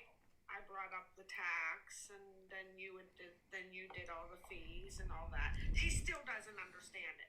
So, fuck off, Spock. Wasted my damn time. So the gas station is supposed to give you the gas for free. Like they're not supposed to make any profit. The refinery is supposed to refine it for free. They're not supposed to make any profit.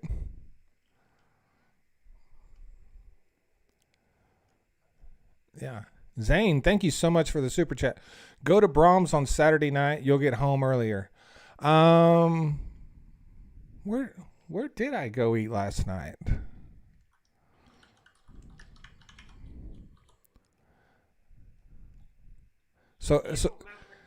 So here's what happened, Zane. I went to Rib Crib. That's where I went. I went to Rib Crib and ate, and then we were leaving, and we were just going to go home. And the kid was at Grandma's house. The kid's never at Grandma's house, so we had a night without it. We had a kidless night, basically. Nice.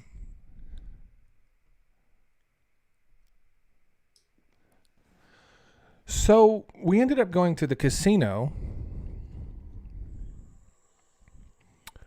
but I forgot about the time change. And we were winning a little bit of money, and when that happens, you lose track of time. Next thing I know, they're like closing down the place, and I'm like, what the hell? Like, we haven't been here that long.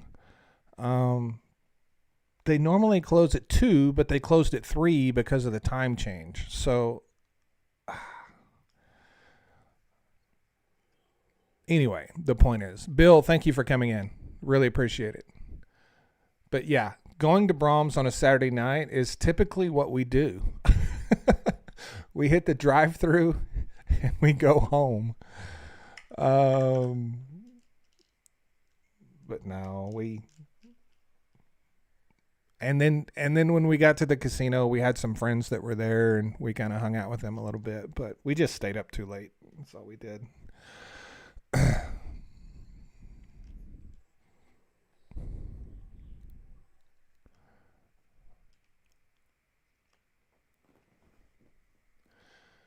Gas stations claim they can only make 5 cents a gallon. I've never in my life heard a gas station claim they only make 5 cents a gallon.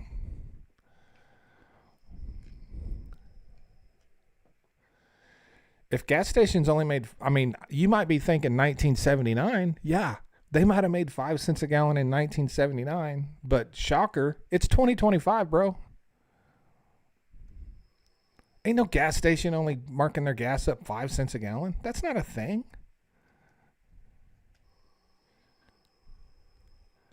You can't make 50 cents a customer and keep a business open. That's not how shit works.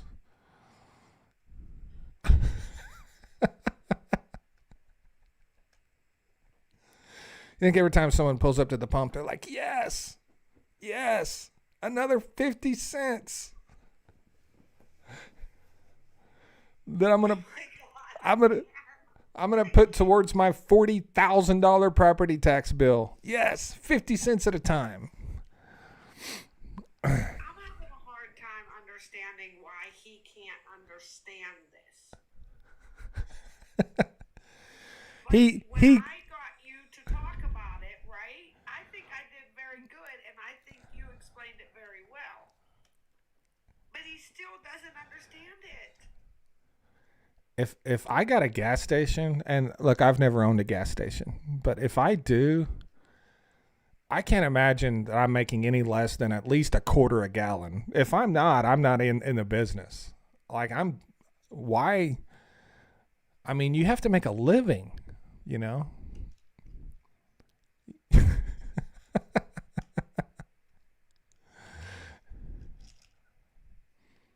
And that's true. Yeah, there are places that sell at a very low markup or sell at cost. They do that to drive a ton of business into their stores, but most of them don't, right?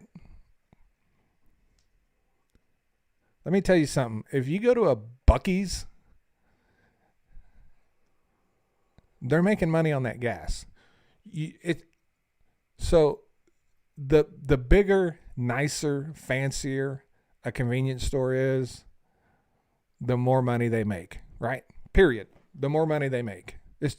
Gas stations are like casinos. The bigger, nicer the casino is, the more money they make. Same way with gas stations. It's not any different.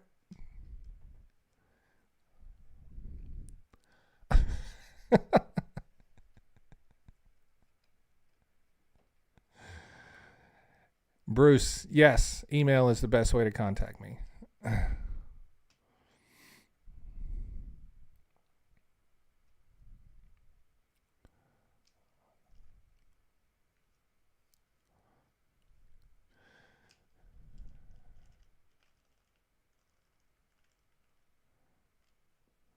I'd like to go back to 1979 too. I would.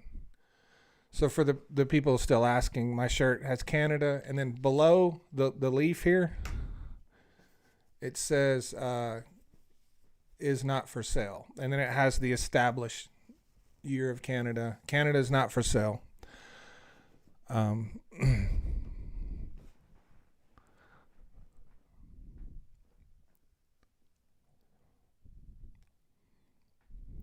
I'm gonna make something similar to this, Jill, but it's gonna be funnier.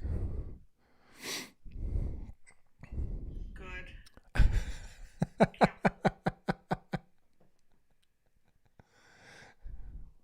I love it, I'm sure.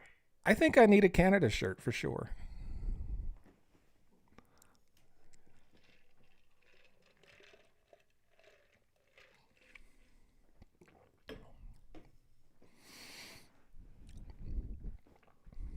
Hi, Scott. You out working today?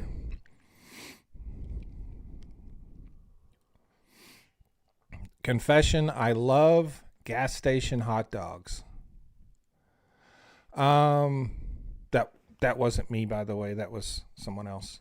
Because I don't love gas station hot dogs. I don't know if I've ever had a gas station hot dog, to be honest with you. I may have one time. Have you ever had a gas station hot dog, Jill? Yes.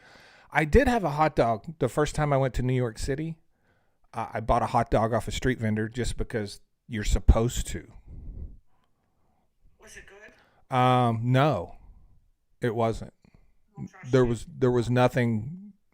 I mean, there was nothing at all special about it. I don't trust you on that. Because you don't like hot dogs either. I don't mind hot dogs, but I prefer to make them at home. I don't know why, but I'm kind of finicky about that. I've never gotten a hot dog at like Sonic, which is famous for their hot dogs and their foot long cheese conies. Um, when I was a kid, I would eat some of those from Sonic, but anymore, like I don't know. I'm kind of funny about hot dogs now. Like I like to prepare them myself. I don't know why it makes me feel better about eating a hot dog. I would prefer one that's not prepared at home. They're always better because they use them. Now, if I could get a hold of one of them machines that, turn them, I would definitely rather have them at home. Well, here's the thing. People don't make hot dogs anymore the way you're supposed to make a hot dog. They don't. There's a special way to make hot dogs? Well, everyone just puts them in the microwave now. Oh, yeah, no, you don't do that. No, you boil them in water. Yes. I haven't seen anyone boil a hot dog in water my entire adult life except for me.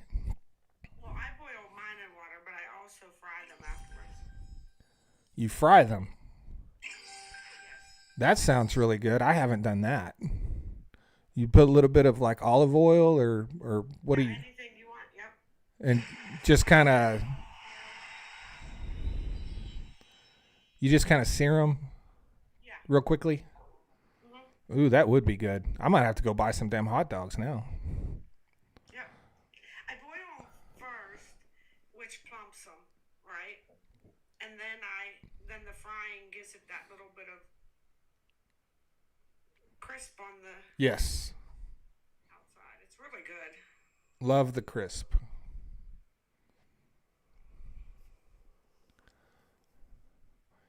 Why have I not thought about that? Yes, I'm taking questions. If you have a question, I'll be happy to answer it if I can. Have I Scott, I would prefer them on the roller. Absolutely. Go ahead. have I seen the Mexican hot dogs on TikTok? No.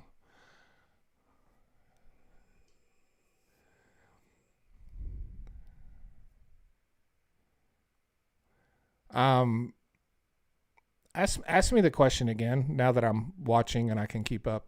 Um, do you think the Democrats have a shot to regain the House this coming midterms, or is it too early to say? Here's what I think: if the Democrats can't win the House, we are so fucked. Like if everything that has happened just in this first, what has it been, 2 months, 6 weeks, whatever it's been, if this isn't enough to flip the House, then we're fucked. I my instinct tells me the Democrats easily win the House. um, you know, but I don't know about, I don't know how many seats are up. Even historically speaking, the opposition always takes that back in, the first midterm election, right? The opposition always takes it back. It just does. It happens. It's like 90 something percent of the time. So just that alone, then when you add, there's a lot of really pissed off Republicans in the country right now. The Republican Party will tell you that everything that's happening at these town halls is Democrats. It's not. It's not. It's pissed off Republicans. I think Democrats easily take back the House. And then, we'll get to see, Sean says every seat in the House is up every 2 years. That's true, but aren't they staggered or something? You may be right, I may be wrong. I don't know. But I think they easily take back the House. Yeah, that's what I was thinking. I was thinking it was half, like half and half, but like staggered. But you guys can correct me on that. I think the House easily flips. The Senate probably not. The Senate's much harder than the House.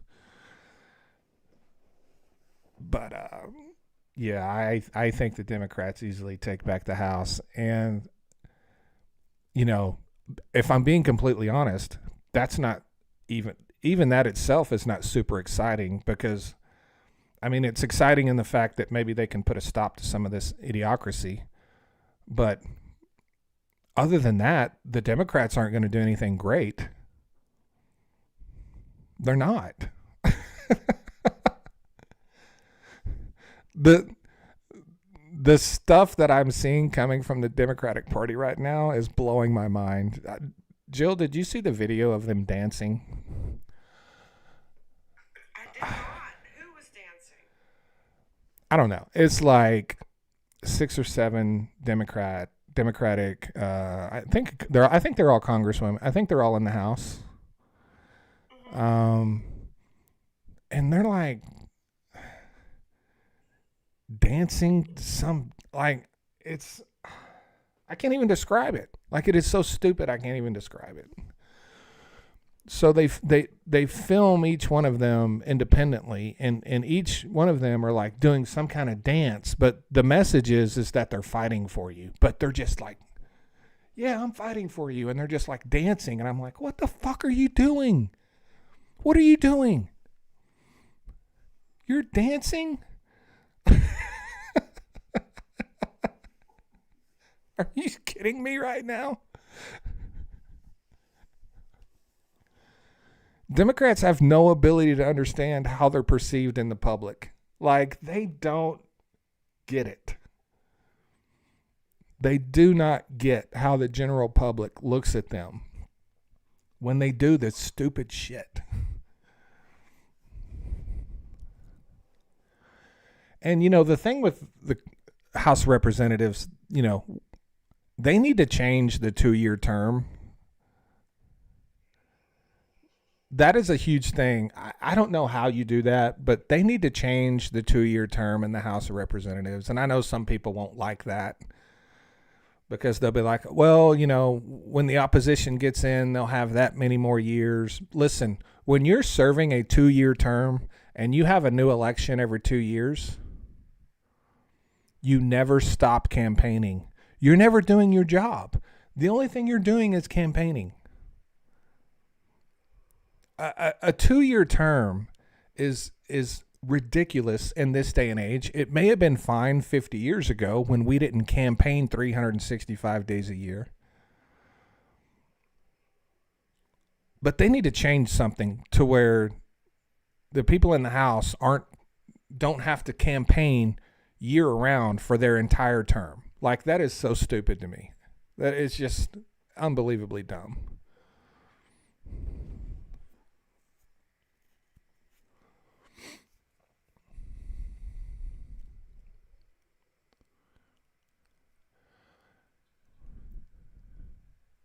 Have they even passed any legislation with both houses? Not yet. Not unless they've passed something that I'm not aware of.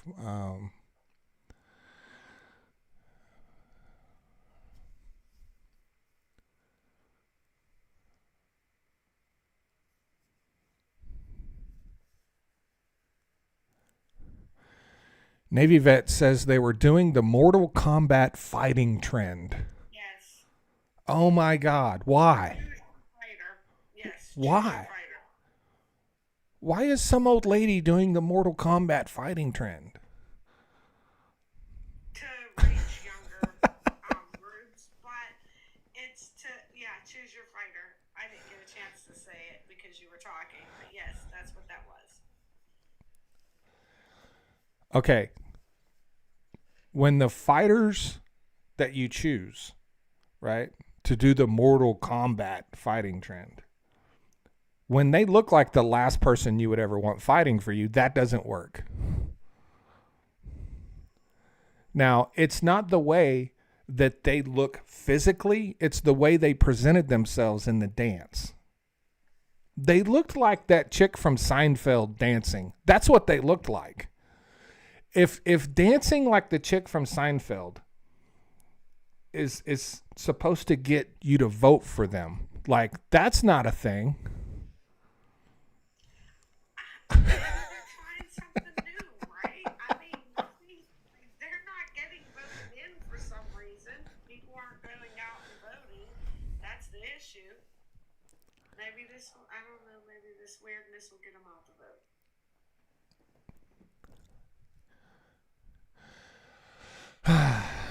Mimi says, I like Jasmine Crockett. You know what? I like Jasmine Crockett too. Do you know why I like her? Because she runs her mouth and she talks a lot of shit and she says what she thinks.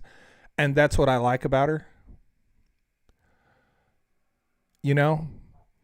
But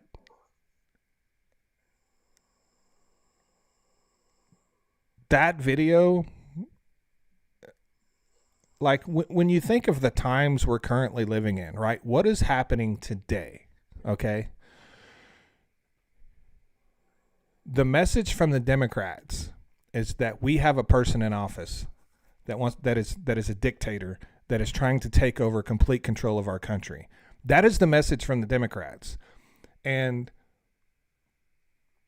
that Mortal Kombat trend is how they respond to that. Like, that's the response. We're in such a serious historical time. We're looking at the fall of our country, and your response to get votes is to do some fucking TikTok trend. That's what I'm talking about, right? So I'm with you on that. You look like a fucking idiot. I'm not disagreeing with you on that. I'm just saying I don't know.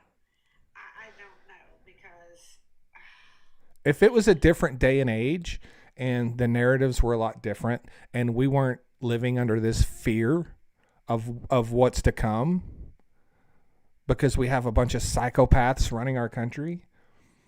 You know, if it was a different time in history, then that's probably fine. But that's not what you put out at this day and age and this time in our history. That's my problem. So no one's saying that she's not doing more than the combat video, whatever you want to call it. No one's saying she's not doing more than that. So our glass is not half empty, right? I don't know what that has to do with the whatever. I don't know what it has to do with any of that. It is. Listen. Listen. When people ask me like what I fear, I don't so much fear who's in charge right now. The thing I fear even more than that is the people that we depend on to do something about it, because they are feckless and weak. That's the problem. If we had a strong opposition party that I had any confidence in that could actually change something that's happening, I wouldn't be that worried about it.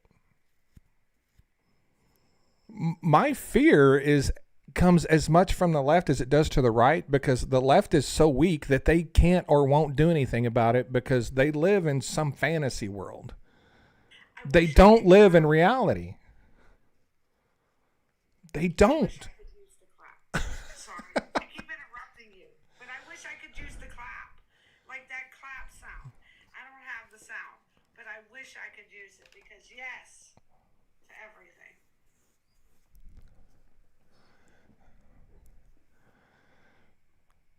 The reason that everything that's happening in this country is happening is because of how weak the opposition is.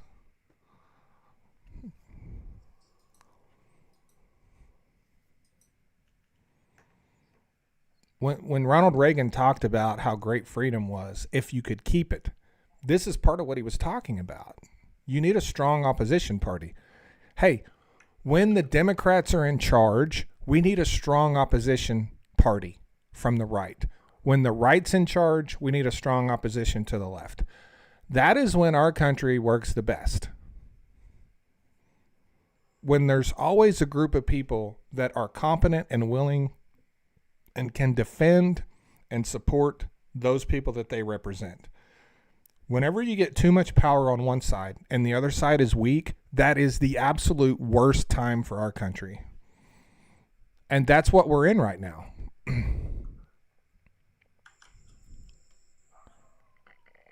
There's no two ways about it. And that's not relieving the right from their responsibility. Of course they are ultimately responsible for this, but wouldn't you feel so much better if you had faith in the opposition? Dying Breed, thank you so much for the super chat. Mr. G, I had an 88 LX 4 years ago and it needed 93 to run. It would ping on less octane, did an experiment and tried 5 stations and it pinged at all except one. Any way to sell cheap gas is selling 87 as 93 a thing. So, no. Selling 87 as 93 is not a thing.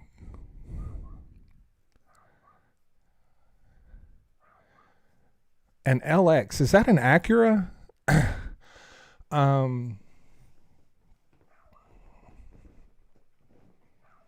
Have you tried any additives, or like, I'm sure you have. If I remember correctly, you're a mechanic. Thank you, Rusty.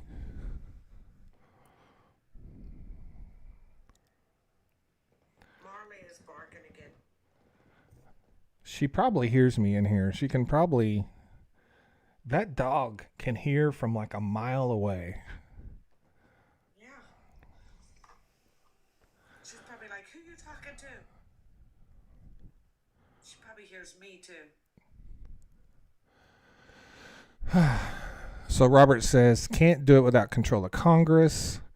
Andrea says, what do you suggest they do? It's easy to complain, but solutions are more difficult. I expect you to address the American people with strength. I expect you to have ideas. I expect you to be very thoughtful in the way and understand. One of the most important things that politicians need to be able to understand to do is connect with the American people, right? And like it or not, Donald Trump has an ability to connect with those that support him. The Democrats do not have the ability to connect with their voters. And that is like an X factor, right? That's not something that everyone has. It's not something that you can learn to do. It kind of comes natural for a lot of people. But what I suggest the Democratic Party does is find those people that have that sort of X factor, those people that resonate and have some kind of ability to connect with other people that actually listen to what they say. And one of the problems with the Democratic Party right now is they don't have anybody that gets anybody excited about being a Democrat. They have nobody that gets anyone excited. They don't have that person, right? And they need a couple of those people, if we're being honest. Trump is a great cult leader. That's the thing.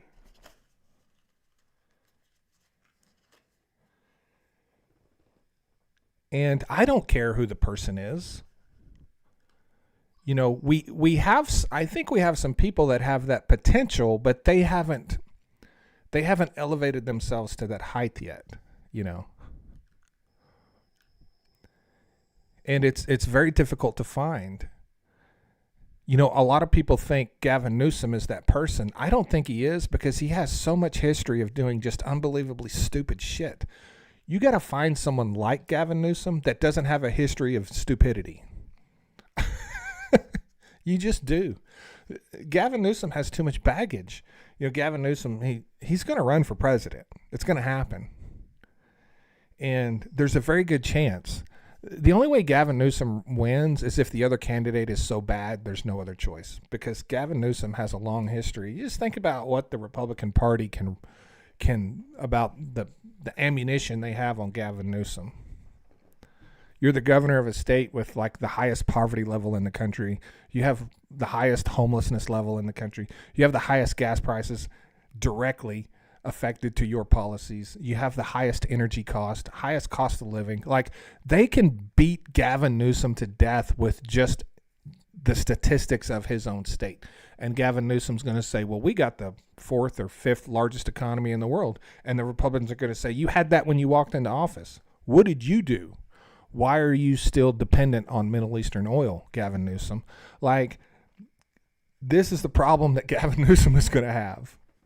You have to understand what baggage your candidates bring with them to figure out a game plan to defend against it, right?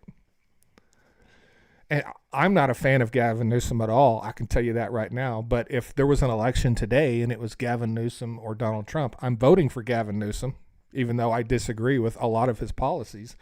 That being said, I would probably vote for a monkey as well before I voted for Donald Trump. But at the end of the day, Donald Trump's not going to be running.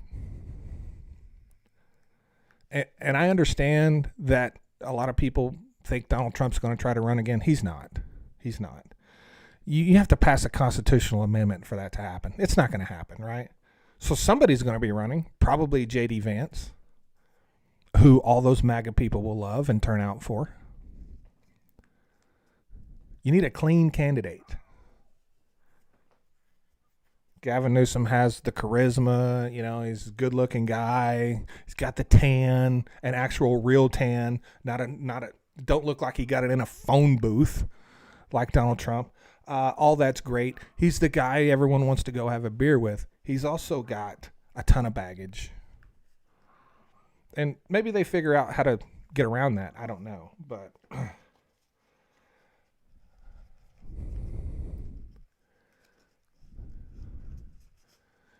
Chris Mack says, we need a lot of the Dems to start acting like Jasmine Crockett. Exactly. I couldn't have said it better myself. more people acting like Jasmine Crockett, more people acting like, what's the other guy's name? Moskowitz? Is that the guy's name? That's always just making them look so stupid in Congress. Jared Moskowitz. Yes, that's it. That guy cracks me up because, he doesn't exude strength, He's kind of small in stature. He kind of looks like a nerdy guy. But then he starts talking and he just eviscerates these people. He makes them look so stupid. We need more people like that. We need more people like Moskowitz. We need more people like Jasmine Crockett. Someone says Andy Bashir. I'm not that familiar with Andy Bashir and how he addresses this kind of stuff. Yeah.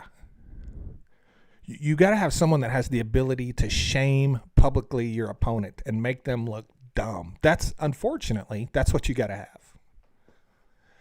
And, I would be really good at that. I would be the greatest ever, but I won't run.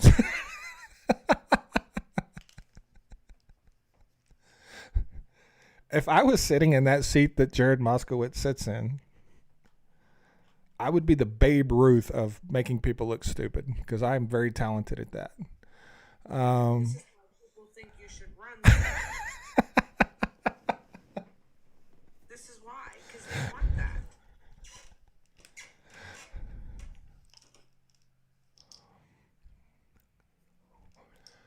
I that's what I like to see. I like to see a lot of energy. I like to see a lot of look, I don't care if they're Democrats, independents, common sense, a lot of energy.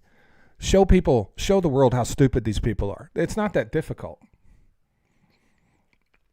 I think what's so frustrating to me is the things that come out of Congress these days, the things that our politicians say, especially on the right, happens on the left too, but more on the right, is so utterly stupid. Like I hear these politicians say things that are just the dumbest things I've ever heard in my life. And then the Democrats are over here. You just hear crickets chirping.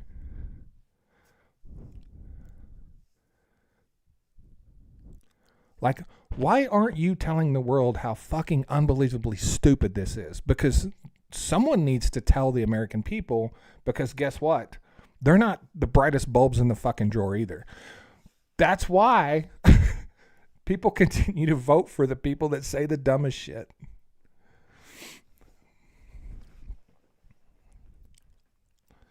That is something that Barack Obama was really good at.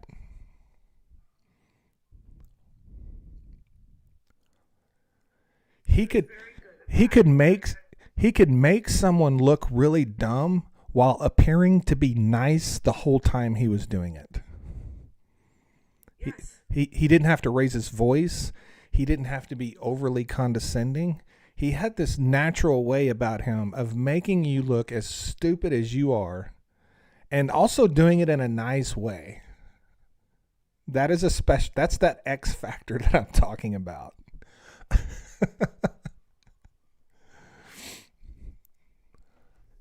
absolutely did. But I think at the end of the day, the only thing people in the United States want is they want to feel like whoever is representing them is standing up for them and fighting for them. And the Democrats don't make anybody feel that way. And the fact of the matter is, Donald Trump makes a lot of Republicans feel that way, and that's why they vote for him, because they think he's sticking up for them. Even when he says the dumbest shit, they just disregard it because, well, he's a fighter. He'll fight for us. He'll stick up for us. That, at the end of the day, that's what they're really voting for. That's why they just disregard all the dumb shit. That's what the Democrats need. They don't have anyone that makes you feel like, hell, Bernie Sanders. Dude looks like Yoda. He literally is probably right now in Congress one of the best ones to actually look like he's standing up for you, even though he looks weak when he does it because he's like, I don't know, what is he, 90 years old? But, if we could get Bernie Sanders energy in a 50-year-old person,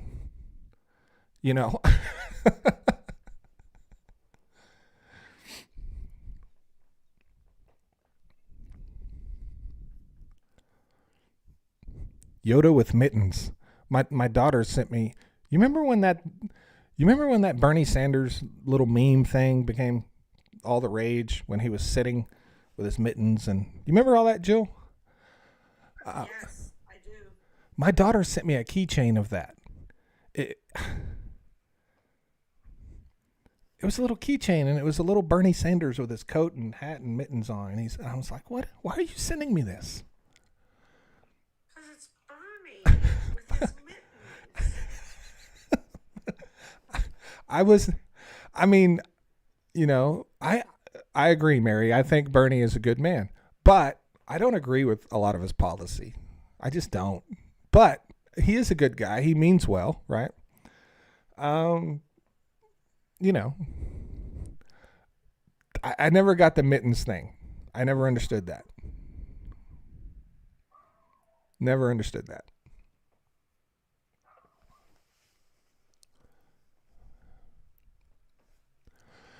Do you think part of this admin's plan is to enable Exxon Russia to drill in the Kara Sea? They already can. I know there's some content out there about that. I watched a video, some lady talking about the Kara Sea, and 90% of that video was complete misinformation, completely inaccurate. And someone tagged me in it. I was going to comment on it.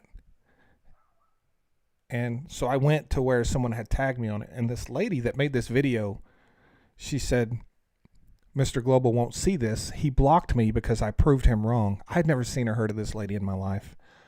And then I went and looked at her content. I'm like, she proved me wrong about what? Because she just made this video, like 90% of the shit she said was complete misinformation. I went and looked all of her content, and her whole page is, she's like this left-leaning creator, but her whole page is going after larger creators that she deems as left-leaning and attacking them and accusing them of all kinds of stuff. I was like, yeah, I'm not going to deal with that lady. I'm not dealing with that lady. She had different left-leaning creators on her page that she had made content about, accusing them of doing all kinds of things to her. Apparently, she's the most sought-after woman on TikTok because there's like a half a dozen left-leaning men who are stalking her because she's just so hot.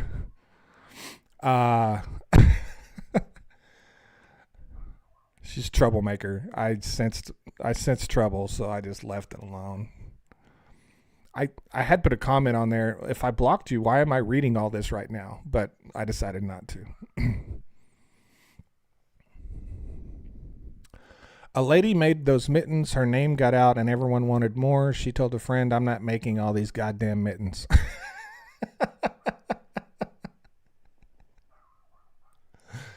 I didn't know that part of that story. I would have probably said the same thing.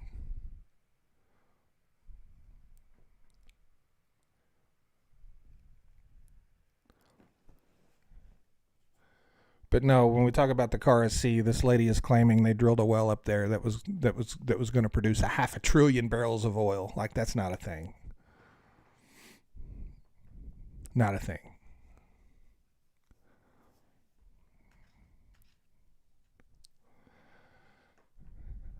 And she's putting out this conspiracy theory that all of this is about some oil field in Russia. It's not. Exxon had to give Russia the money to drill a well. No, that's just dumbest shit I ever heard. Like, Russia can't afford to drill a well? Are you serious? Is your TikTok versus YouTube about 10-1? It's more than 10-1. It's probably 15-1.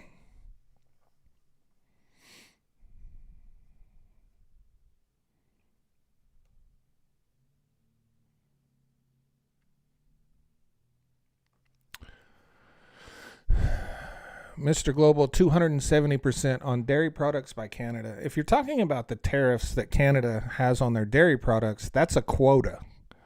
You don't pay that 270% tariff until you purchase the maximum amount of dairy or milk that they allow to be exported out of their country. That's not a day one quota. I don't remember what the quota is, but it's like $1 billion worth of milk or something. Like once they export so much milk, they put a tariff on it to try to limit those exports. They're doing that to protect their farmers so they don't have to bail them out. And guess what? They never have to bail them out. That's not a day one quota. Everyone talks about this stupid milk tariff from Canada. They don't even understand how it works. Mick says the quota's never been met. I didn't know that. I didn't know the quota had never been met. I assumed it had never been met. That's the point of those quotas, is that they're never met. It's like a defense mechanism.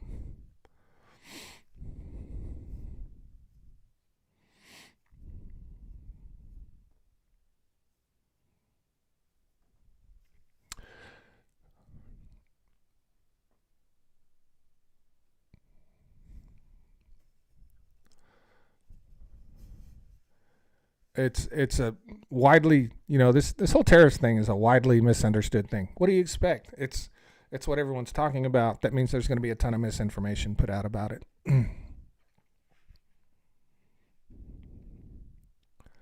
Who is importing milk from Canada? I don't know. Probably some northern states. I don't know that I've ever had Canadian milk, but I live in Oklahoma, so.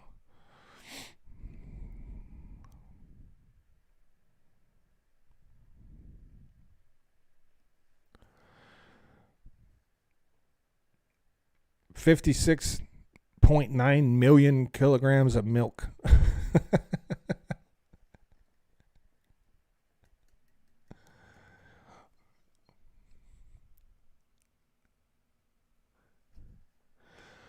Oh, Jill, we ran over.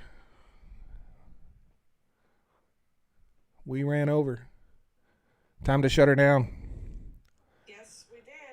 Thank you all for joining us today. I will not be here tomorrow. Okay? I will not be here tomorrow. No live tomorrow. I have to go to the doctor. So we'll not be here tomorrow. We'll be back on Tuesday.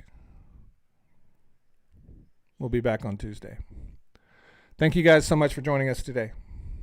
Thank you everyone for the gifts, and have a good day. Sorry, couldn't get that out. Thanks, everybody.